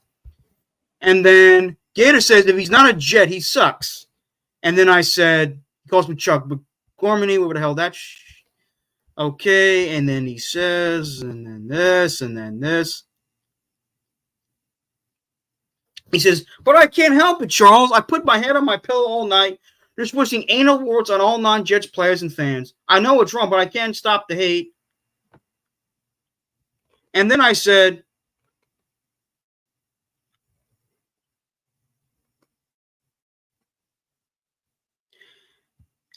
how about I wish for you to get your skull fractured? I didn't say anything about me fracturing his skull. I said, how about I wish for you to get your skull fractured? Jake, are you there? On behalf of the Jake Asman Show, we apologize for the foul language. It appears like this whole thing is a giant misunderstanding. A little bit, yes. But it does sound like there was some intent there, no? Yes. Like that can be taken a few ways. Intent? What do you mean by intent? Like there's some intent, you know? I don't want to hurt Gator, and I don't really wish harm on the guy. You said you don't really, though. I mean, that's well, not Dan exactly helping your Philcox, look case. how smart this dude is. Why don't we just apologize to Gator and we'll let bygones be bygones? Well, the reason why I said that because I felt offended and insulted that he wasn't taking me seriously. I was trying to be serious about it, and he chose at and I felt he chose at the wrong time to act like a smartass. All right. Where's Gator?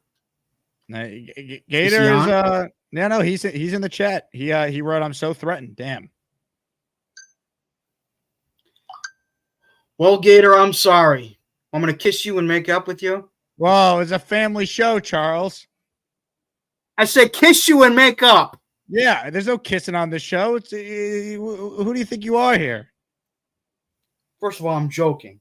Second of all, just like you were joking about fracturing Gator's skull, huh?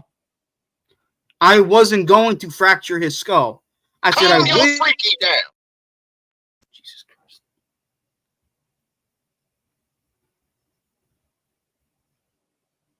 I was making a point to Gator about him jokingly wishing harm on other people and fans.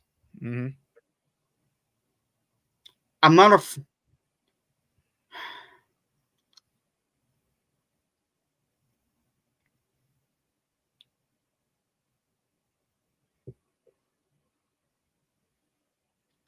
Look, man, I was upset that Gator said that if they're not a Jet, they suck. I felt offended. I felt that I wasn't being taken seriously. I thought people, I was watching a lot of football on Saturday. And you know me, I like to watch football. Like the rest of us football fans like to do. Oh, yeah. But, I guess Gator was one of those people, though. If they're not a Jet player, they're hot garbage. And I'm like, that's completely not true. I see where Gator's coming from with that take. What? They're not a Jet, they're garbage.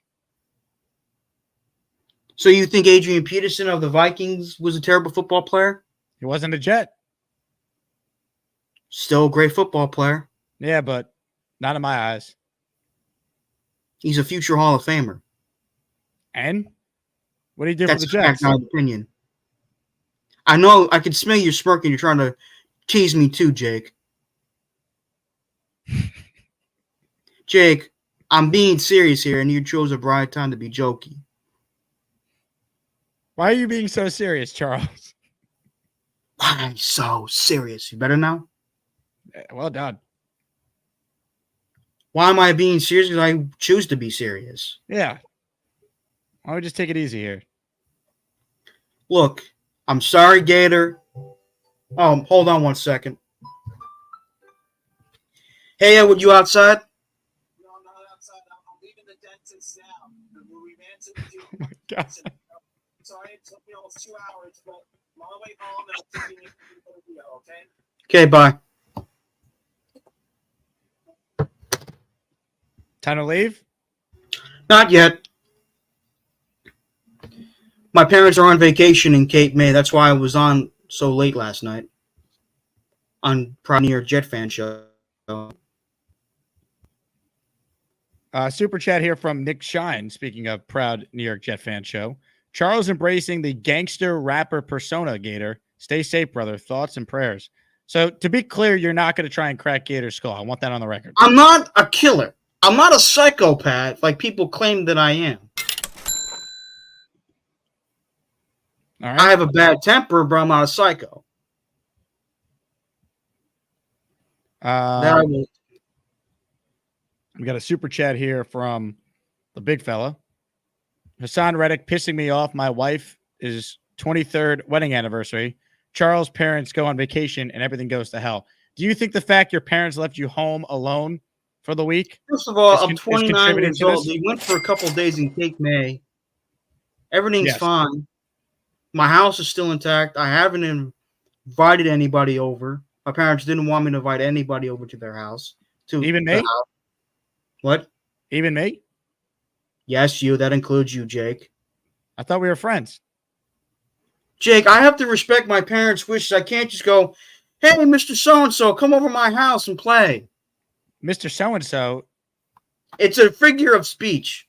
My name is Jake. It's a figure of speech. Jake Asman, man. Come on. You've been calling my show for years. A couple of years, yes. Yeah. We go back a long way. I wouldn't say that's a long way. A couple of years is not a long way. That's a long way. Oh, here, hold on. Here's Proud New York Jet fan. Hey, Nick, what's up? Should I get a table for 3? Can I sit with you? Is this a joke or are you guys being serious? I live 2 minutes. I came to the Rio Diner. Do you want me to get a table for 3? No, my brother's going to be there. My brother's going to drop me off. My brother's going to take me. My brother and I are going to dine there. So I can't sit with you? Well, I'll see when we can come to it, okay? Put me on speaker. I put you on speaker. All right. So I'm here at the Rio Diner, and you refuse to let me sit with you. I feel like I just got my skull cracked open. Goodbye, Charles. Oh, stop it, Nick. Oh, my God. The pain.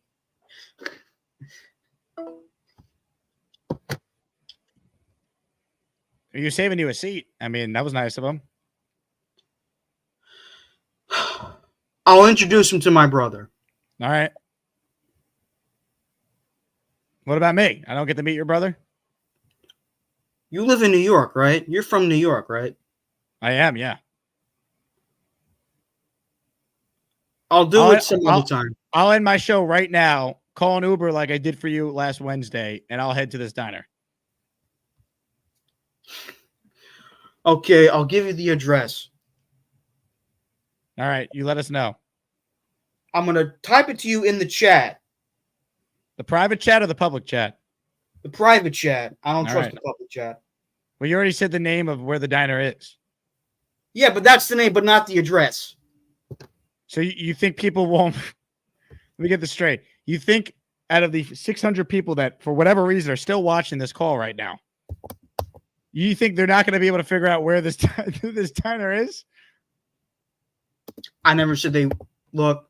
I'm only typing in the private chat for you to know where it is. You said the name of the diner already. I know.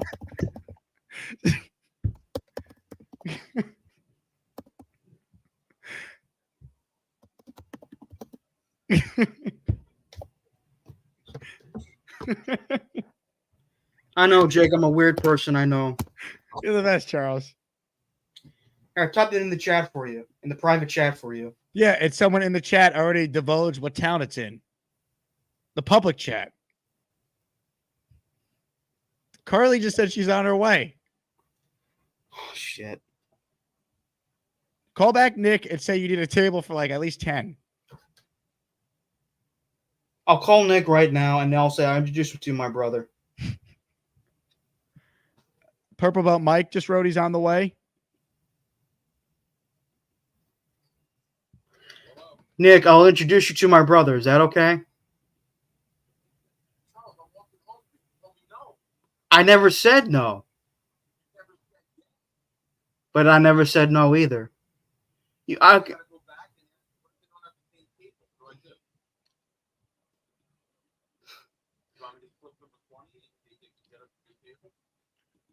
have to slip him on 20. Look, I'll introduce you to my brother. I'll ask him if you can join us, okay?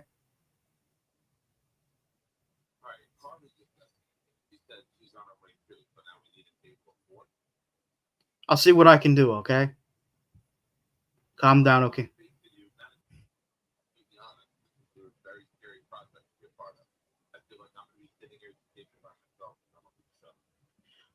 I'll be there. My brother is on his way home. I'm going to my house. I'm going to get dressed, put some shorts on, excuse me, and I'm going to go. I'm going to tell my brother about you, okay? What do you mean a 10? We don't have to tip people to show us where we can sit. We just tell them where we can sit, and that's it. Ask them where we can sit. They ask us where we want to. I'm not a celebrity in Woodward Township. I may be a celebrity on YouTube, but not in my township. I'm just the guy that lives there. Calm down, okay, Nick? I promise you, I'll tell my brother about you.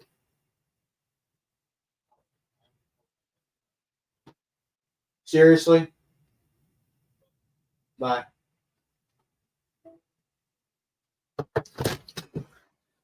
What's the latest, Charles? Nick Shine is walking back to.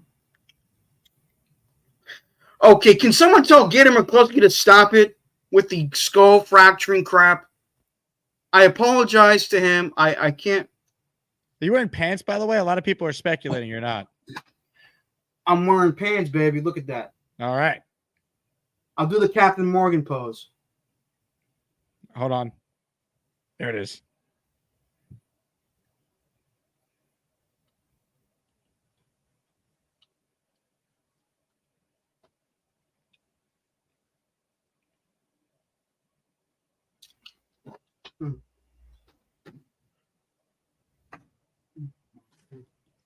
All right, Charles, what's happening here? Are we done? Yeah, we're done. All right. Are you having dinner with Nick? Yes. All right. Well, I hope you guys have a wonderful meal and say hi to the 15 Asmaniacs you wrote there on the way, too. Good to know.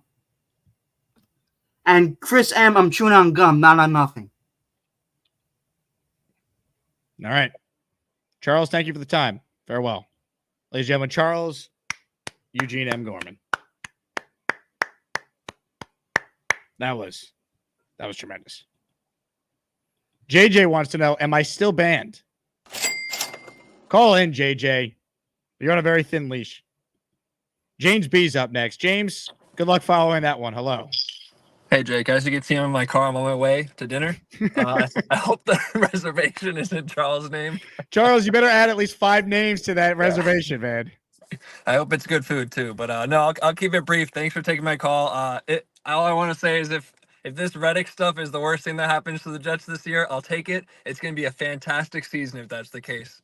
So, yeah, you have a good day, and thank you for taking my call. Appreciate it. James, I appreciate you. Enjoy dinner with Charles. Great call. You're right. If this is the worst thing that happens, like Revis in 2010, the holdout, Hard Knocks, the distraction, they had a great season. Should have went to the Super Bowl that year, but no one's going to look back on 2010 and say it's a failed year. You know, that's one way to look at it.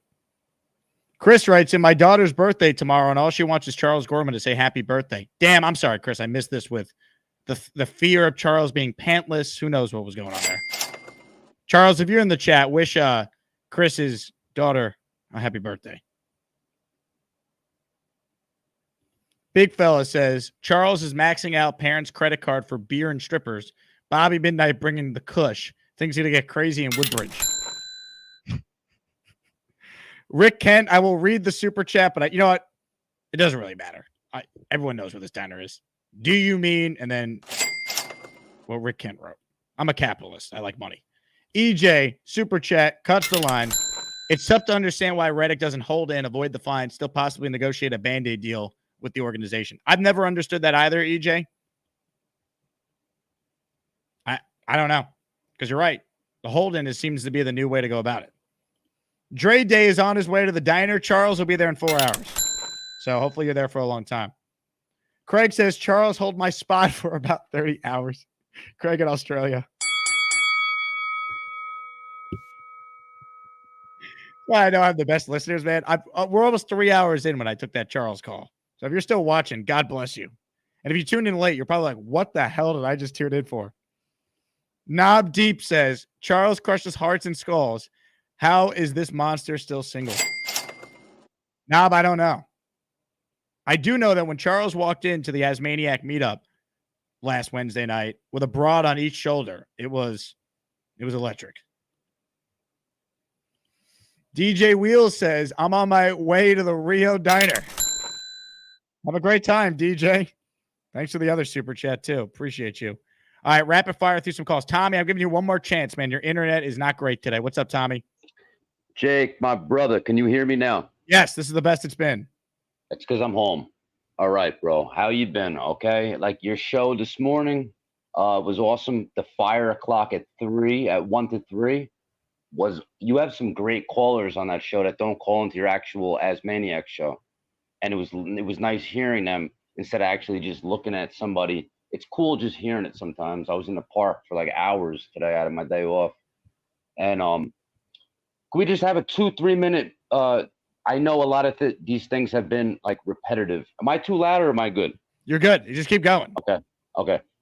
Let's have just a 2-3 minute like thing about Haason Reddick and the New York Jets generation team as a whole.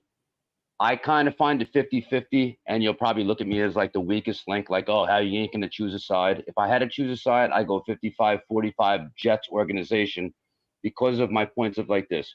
Haason Reddick, the Jets organization knew he wanted a new contract, right? Correct? When he was getting signed. His words to agreements mean nothing. Like a word means nothing when it's not signed on paper. The guy is getting paid underpaid than what Bryce Huff just got paid. He has longer arms, can get more sacks than him. The Jets should have made it their priority for at least, because they know they have him for 2 years, to at least sign this guy, to at least extend his contract. I'm not saying pay him 22 to 32 million wherever he wanted to go to, but like if you're talking to add on like $5 million, it should have been an easy sign, just like you said. Like they could have done Jadeveon Clowney. Like they could have easily signed him for $3 more million. He would have been in camp already. And then on the Jets side, it's like, and it's like the Jets side.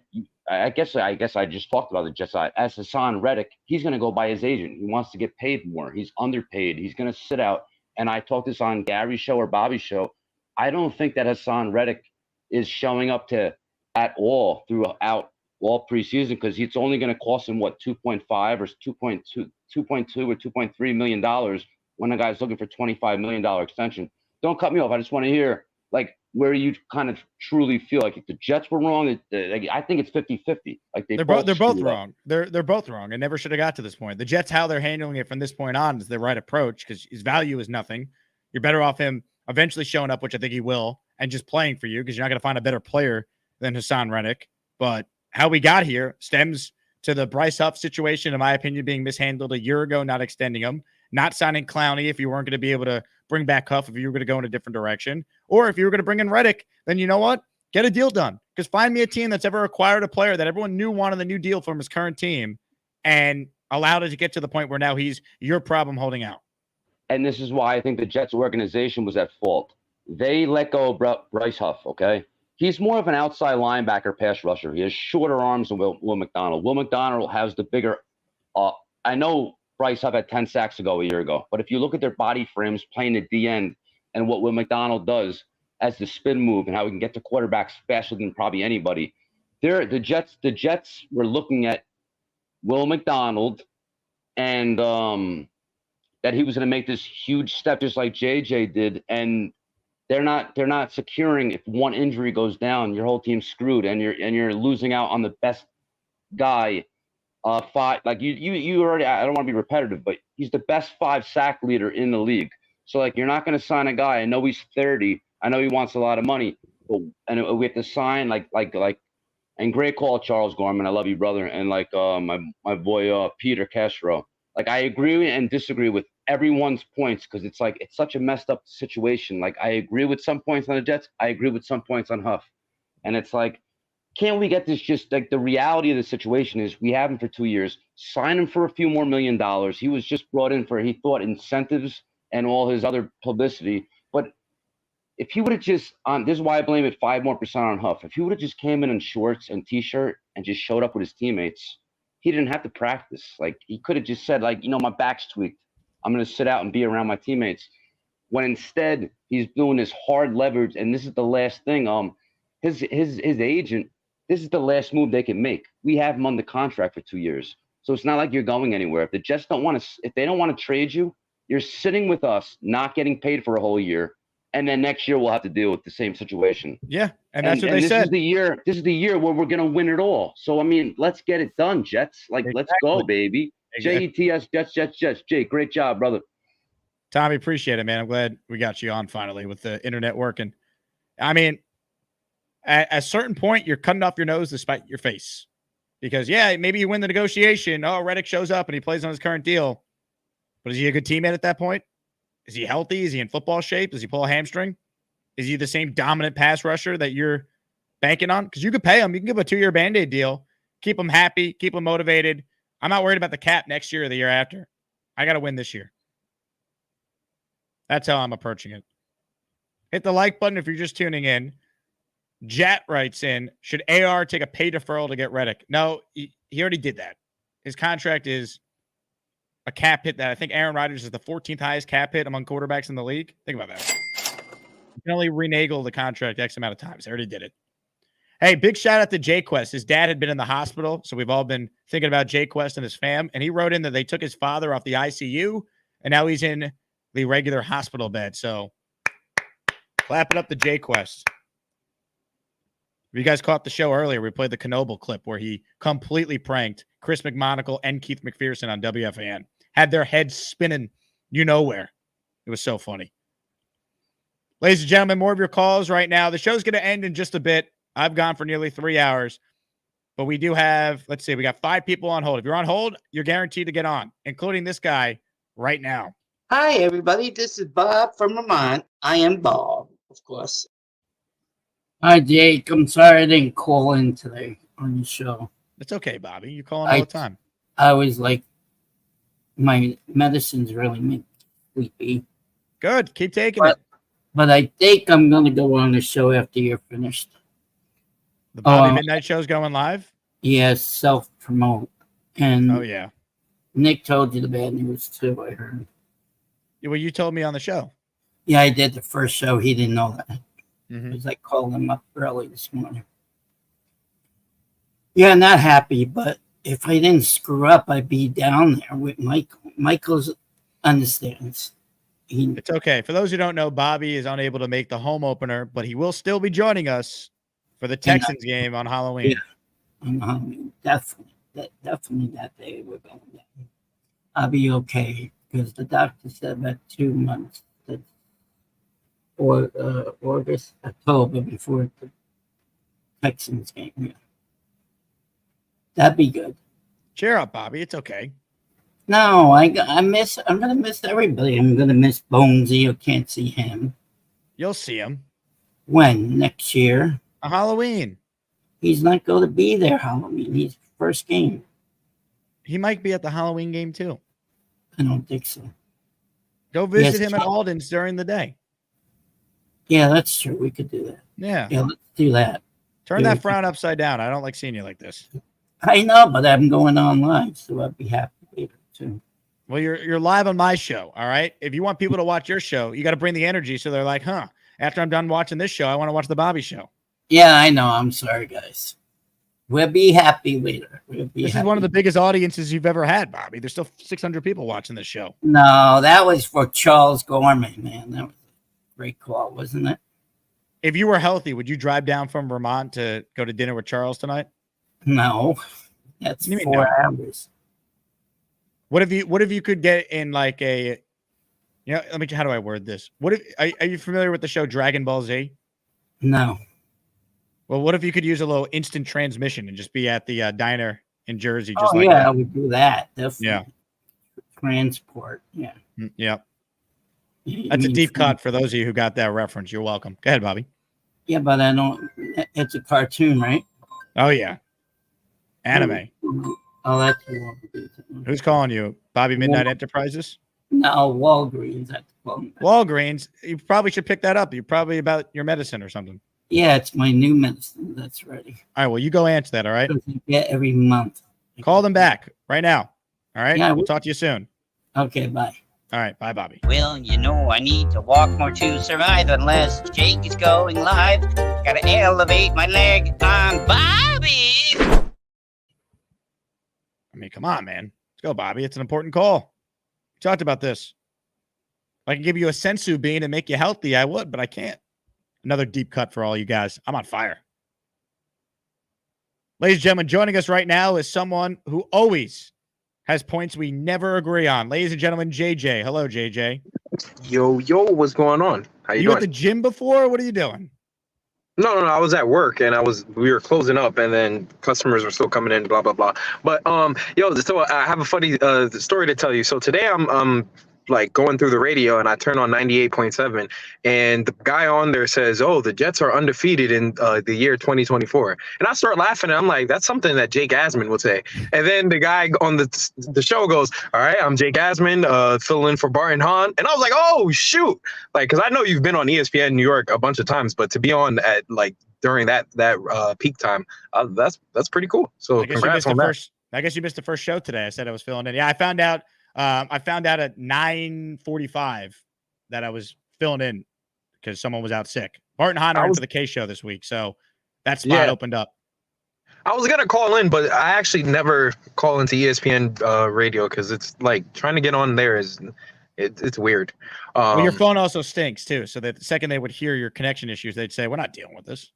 Yeah, well, some things happen. Last thing I wanted to talk about. So I was at both Kill Tony shows over the weekend. I don't know if you're a Kill Tony fan, but I am. I saw Rogers was there throwing footballs right at one of them. Yeah, so he came to the second night, and it was so amazing that like Tony Hinchcliffe was like, "Oh, one last surprise for you guys, New York," and then he says Jets quarterback Aaron Rodgers. And usually, like, when you're a Jets fan, usually when big time celebrities come out or sports players come out, it's from the Yankees, it's from the Giants. But to have somebody announce a Jets player and the whole crowd go crazy, that felt pretty cool. So hopefully, I'm not a huge Aaron Rodgers fan. I think he's a really good quarterback, and I'm glad he's on our team. So hopefully, it pans out. But there's a lot of excitement and energy, and I'm hoping that this Haason Reddick situation doesn't become a distraction, because this offseason was supposed to be the offseason of no distractions.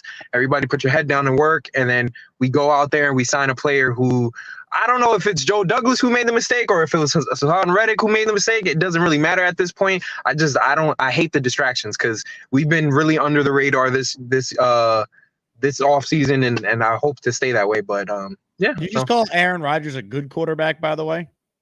He's an all-time great. He's one of the greatest quarterbacks to ever play. I don't think he's better than Tom Brady or Peyton Manning, but he's one of the greatest to ever to ever do it. He's one of the greatest to ever sling a football. So I'm glad he's on our team. There you go. That's what I was looking to hear. You were like, he's a good quarterback. Yeah, I mean, right now, okay, see, you guys pulled it out of me. Right now, as it stands today, I don't know if he's a top 10 quarterback, but we don't need him to be a top 10 quarterback. With the team that we have around him, that's fine. I mean, there's some. There you go. Good take by JJ. I told you guys, I'm always full of good takes. So, you guys I have high expectations for this team. And I'm tired of being the last one. If they go 3-and-out on their first drive on Monday night, are we firing Saleh or Hackett? Who would we fire? No. first? Let me tell you this right now, though. If we lose to San Francisco, I am going to call in the show and I'm going to be pretty pissed off. I'll tell you what, I went to I almost cursed. I went to the preseason game and I watched Tyrod Taylor stink it up. And I was tempted to call in, but I knew what you guys were going to say. Oh, it's preseason. Oh, he's a vet. Oh, blah, blah, blah. But he played two drives. He played 2 drives and they were killed by penalties. That's the thing that pissed me off. We were so undisciplined last year, and to see our second team go out there and just 4 penalties in a row and kill drives, but it's fine. It's a preseason game. That's why I didn't call in. I was tempted to, but I was like, you know what? I'm gonna let them live. It's the first preseason game. Thank you. You're so nice of us to not flip out over a preseason result. Thank you so much. Here's a hot take for you. Here we go. This guy Martinez looks really good. I mean, Tyrod. Did the Jets have a quarterback controversy? Should they start Adrian Martinez week 1? No, I'm not saying that, but he looked better than Tyrod Taylor, albeit it was against 4th and 5 stringers who are going to be. Tyrod Taylor carved up the Commanders' starting defense in the joint practice on Thursday. I was there in the monsoon. Yeah, I was there too, Jake. I seen it. I'm not. That's why I said I'm not. So what are we talking about here? It was one preseason game, but if we're being honest, Martinez was very exciting. You're the He's best. a younger player. Only you can He's try and call exciting. for the controversy for the number 2 quarterback now. Yeah, I mean, he's exciting. He's younger. He's going to be cheaper. I know we got Jordan Travis on the team too. Beasley, he threw a touchdown. That was okay. Cool. Thank you. But this guy Martinez, he was exciting. So all I'm saying is if Tyrod, who's injury prone, who always gets hurt, he's a backup and gets hurt more than starters. I don't understand it. If he gets hurt, I would love to see Martinez over Beasley. That's all I'm saying. JJ, excellent job out of you. Thank you. Have a good night, guys. Thanks for listening to the radio. Next time, call in, and I'll make sure you don't wait a long time. I got you. Oh, is B-Mac going to that T-squared thing? I don't believe so. Okay, and what about Dre? I think Dre will be there. All right, because I don't want to get beat up. Those guys hate me, so I don't want to walk in and get punched right in the face. I'm a loving Christian guy. I want to give out hugs. I don't want to get beat up and jumped by B-Mac and Dre. That's my fear. Somebody's going to comment. Yeah, you concerned about Oscar the Grouch? He says he doesn't know how to say this, but he wants to fight you. Yeah, that's what I'm saying. Oscar the Grouch, the guy wants to fight me. I don't understand it. This is a loving Jets show. We're all Jets fans. Just because we disagree, it shouldn't turn into anger and fighting. It's all love. Come to a game, have a beer, have a good time. If you agree with me, great. If you don't agree with me, that's fine. I'm right. You're probably wrong. So, it's not that big of a deal. JJ, I'll see you on Saturday. We'll see. Have a good night, guys. What do you mean we'll see? You don't get to pull is Dre coming? Ugh. And then you're not actually coming to my event? Folks, that's JJ if you're new to the show. Good guy. Horrendous football takes 90% of the time. But a good guy. I have met JJ in person. More of your calls right now. This is Los is on the line. Los and then Big Game James, our last 2 calls. What's up, Los? All right, what's up going on, Jake? You've been grinding today, man. Really enjoying the content. What am I? Let's say I did an hour with Nania this morning, 3 hours in for Bart and Han, so that's 4, and now 3 hours here. So we're in hour 7 of broadcasting right now. Very nice. All right, well, I'll keep it quick, man. With this whole Reddick thing, we need to get him signed. I think that's clear, right? The defense is not the same. Our ceiling is capped without Reddick. My question is, do you have any additional concerns with the defensive line as a whole? Because I'm looking at, going from Jefferson and JFM and Huff to now Kinlaw, Clemens, and McDonald. And, there's promise in those 3, but there's still, I think a lot of risk with the defensive line. And God forbid Q gets hurt. We're looking at, even with Reddick, taking a step back from the our defensive line. So just kind of what are your thoughts on the state of where the DL is, even with Reddick? Yeah, look, to me, the defensive tackles, there's questions, but I feel confident that they have answers to that. Like I'm a believer in Kinlaw being a really good player for this team. I watched it 2 years ago with Sheldon Rankins playing next to Q. We watched it last year with Quentin Jefferson, who signed the deal with Cleveland. Like, you put someone next to Q, especially someone with Kinlaw who's got first-round talent, I think he's going to be a good player. I like what I've seen from Leki Fotu so far. I just have a lot of faith on that side of the ball as far as the defensive line goes and just how they develop guys. But if they don't have Reddick, this defense is not as good. Like, I don't think enough people realize how good of a football player Haason Reddick is. That's just a reality. Yeah, man. JD, let's get it done. And I think the first strip sack on Brock Purdy week 1, we'll all forget about this. So let's go Jets. If you want the best outcome, yes, Haason Reddick strip sacking Brock Purdy week 1 to help the Jets win. It's all forgotten very quickly. That's all we need. Los, all right, let's go Jets, baby. I appreciate you, Los. Carly says, is this show going till midnight? What, you got something to do today? The show's ending shortly. All right. What should I have for dinner tonight, people? I'm hungry. Talking about contract holdouts and trade requests makes you hungry. Who knew? Ladies and gentlemen, Big Game James will close this out. James, no pressure, but your name is Big Game, and you are the Mariano Rivera of today's show. So here we go. How am I going to compete with Bobby Midnight, JJ, and This Is Los? Come on, no pressure. Well, JJ already off to a better start, but go ahead. Oh, goodness. So this is a cold open for me, Jake, because I literally just saw Haason Reddick requested a trade. And I said, let me hop on and see what the hell's going on. So I'm just going to give you a synopsis. 4:30 a.m., I wake up, go to the gym, have to work, have to coach Mike Sessions. I've been coaching from 5:30 a.m. all the way until noon. Go 1 o'clock to my football team, high school football, get them ready. This is the first week of our opening camp. Besides me only getting like 5 hours of sleep and me being tired, I was thrilled that today was my first day back in football and getting the kids ready for a season that I'm hoping is going to be a good season with a new head coach on staff and everyone ramping and raring to go. And I've been really involved with the team. And then the Jets win this weekend. And then I see that Haason Reddick wants a trade. Like, I get it. On his part, he is a underrated player. Haason Reddick, you are underrated. You deserve to get paid. But wherever the case may be, whether the Jets finagle you or you're just really finagling it, like, we need to get something together. Like, you're going to contribute and you're going to get a Super Bowl ring if you just prove it to us that you're going to be a good player for us, or someone else is going to pay you. But I guarantee you, this ain't a Le'Veon Bell situation. You're not going to sit there and hold out and expect someone to pay you next year. This ain't 2019 or 2018. So we got to figure it out. But, this is like, if this becomes a collapse season, this is going to be one of the biggest things that's going to be holding on the Jets' hat is Haason Reddick didn't get paid and he held out, or we let Bryce Huff walk. So we got to figure this stuff out because we already have a lot of priors and JD can't really get any more flare-ups. But I think we also have other people who can step up. I like the undrafted guy, Taylor III. He looked decent in the preseason, but that's also going against garbage time players who are going to be writing checks and signing and bagging groceries in the next couple weeks. And McGregor, I want to put my hat on him for Michigan, but we got to see. I think we'll be fine. We just got to – I think it'd be better if we can figure out this Haason Reddick deal and it'd be like freaking 2010 Jets. He comes in when we start the season. But we'll see. But James, hope I close it out right. Hope we're good. Go Jets. What's up, Jake? I appreciate you, man. Great call. Big Game James, everyone. I asked what I should have for dinner, and our guy, Sham, says something from the REO diner. God, please someone go to that diner and take a picture with Charles. All right? Any item in the merch store, I'll send you if you go to that diner and take a picture with Charles and his brother. Let's make that happen. JakeAsman.com. By the way, since we started this show, a couple of you people bought merch. Grateful for that. Thank you to listener David K, who made a purchase during the show. I saw Genergy bought some stuff this morning. I'm just trying to catch up here. We've gotten a couple orders today on merch, so appreciate everyone. Dominic checks in. Texans fan, but I always ride with you, bro. You do an amazing job as Maniac Texan fan. Dom's awesome, but he should be a Jet or a Giant fan. Dude's from New Jersey. Somehow picked the Texans as his team.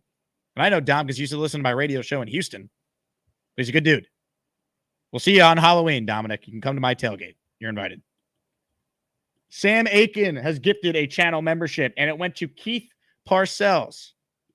No relation to Bill, I don't believe. I could be wrong. But wait, Sam is back with more. How about a 5-spot of channel memberships? Are you kidding me? We're ending on a high note. Show me the money. Show me the money! Money. All right, here we go. 5 names to read off. Big Steve, Mr. C, Johnny Boy, Whitmore Gilmore, Benny Baboon, all receiving channel memberships. Now, I can't end the show because I am, when I just saw this comment right now, all right, I was disgusted. So I asked what I should have for dinner, and Carly wrote, I just had cauliflower pizza. Oh, my God. This is like a disgrace. There's no other way around it. I mean, this is gross. This is grotesque. This is Shadow Realm worthy. Into the Shadow Realm you go. Forget about his vaccine and political opinions. Aaron's football IQ isn't very high. GFY. First word is go, and the last word is yourself. What a disgrace. Sam trying to get us back on track. Hey, look, I'm a capitalist. We keep getting channel members. That helps my listeners and helps support this channel.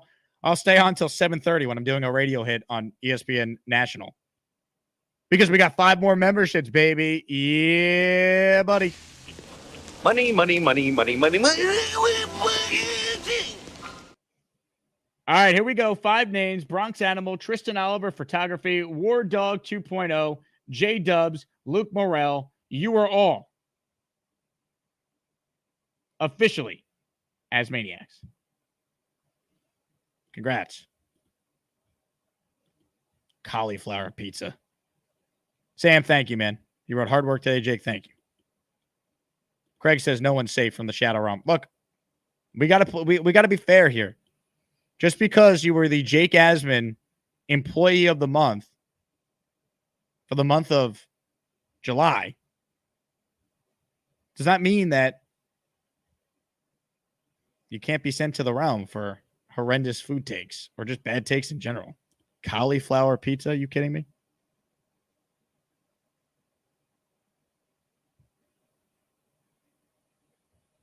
Terrence says, what's wrong with cauliflower pizza? Terrence, come on, man. You don't actually think you had to ask this, did you?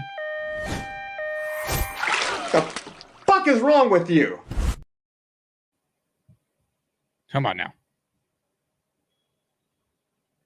Big fella, did Lane call in today? I could say that we basically had everyone who we wanted to call in today, for the most part. Name a regular. Chances are they were on the show. Lane did call in. Bobby called in. Gorman called in. Oh, boy, did he call in. Big fella called in. Bonesy called in. Neil called in. There's 2 big name regulars that I'm thinking of that didn't call in. Our King Lowski, and V-Man.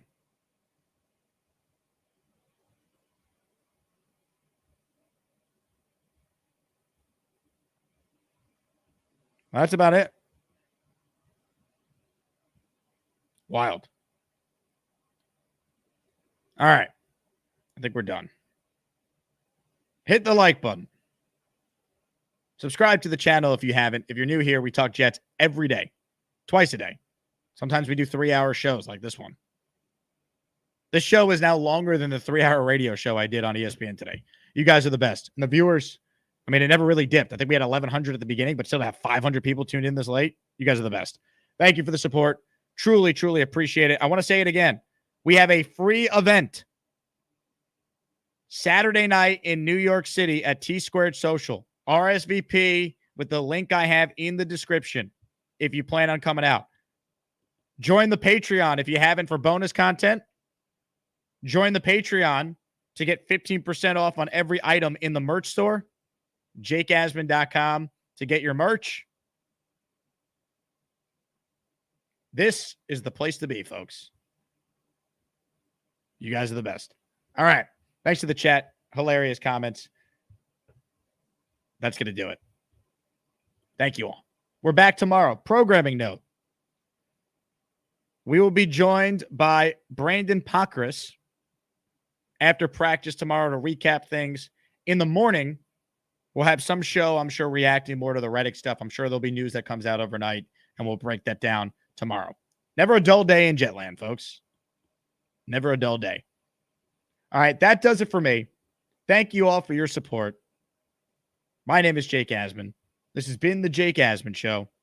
I end this show by saying Jets, Jets, Jets, Jets. There's been a lot of you out there asking about who he be.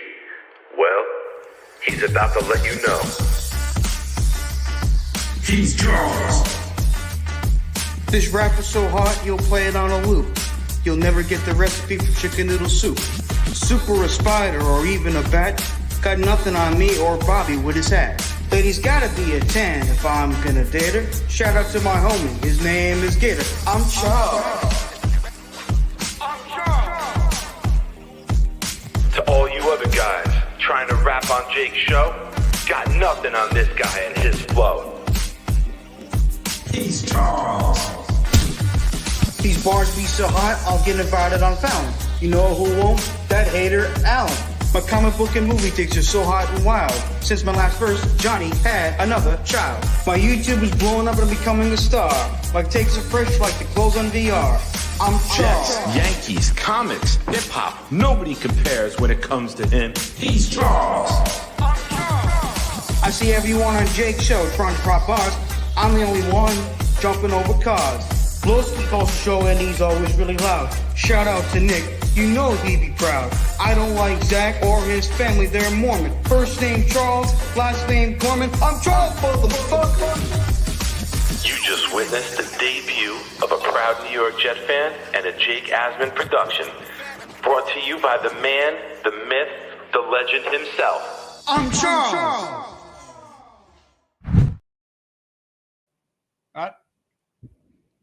Normally, I put something up and then end the show. I'm just laughing at the chat. These comments are great. Anyway, let me play something else here. All right, see you guys soon. Go Jets. Who was that lovely lady? That was Carly. Oh. Anyway.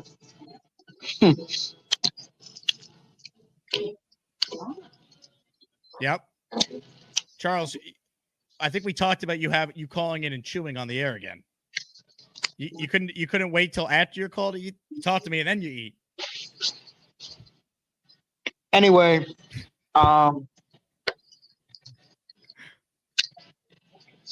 this is a great angle for you, Charles.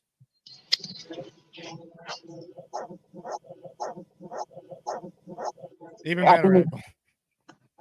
Where are you calling us from?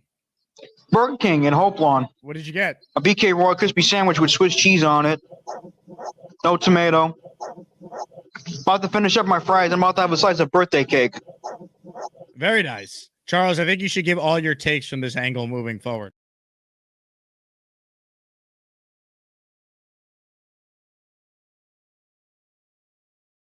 RELAX. Relax.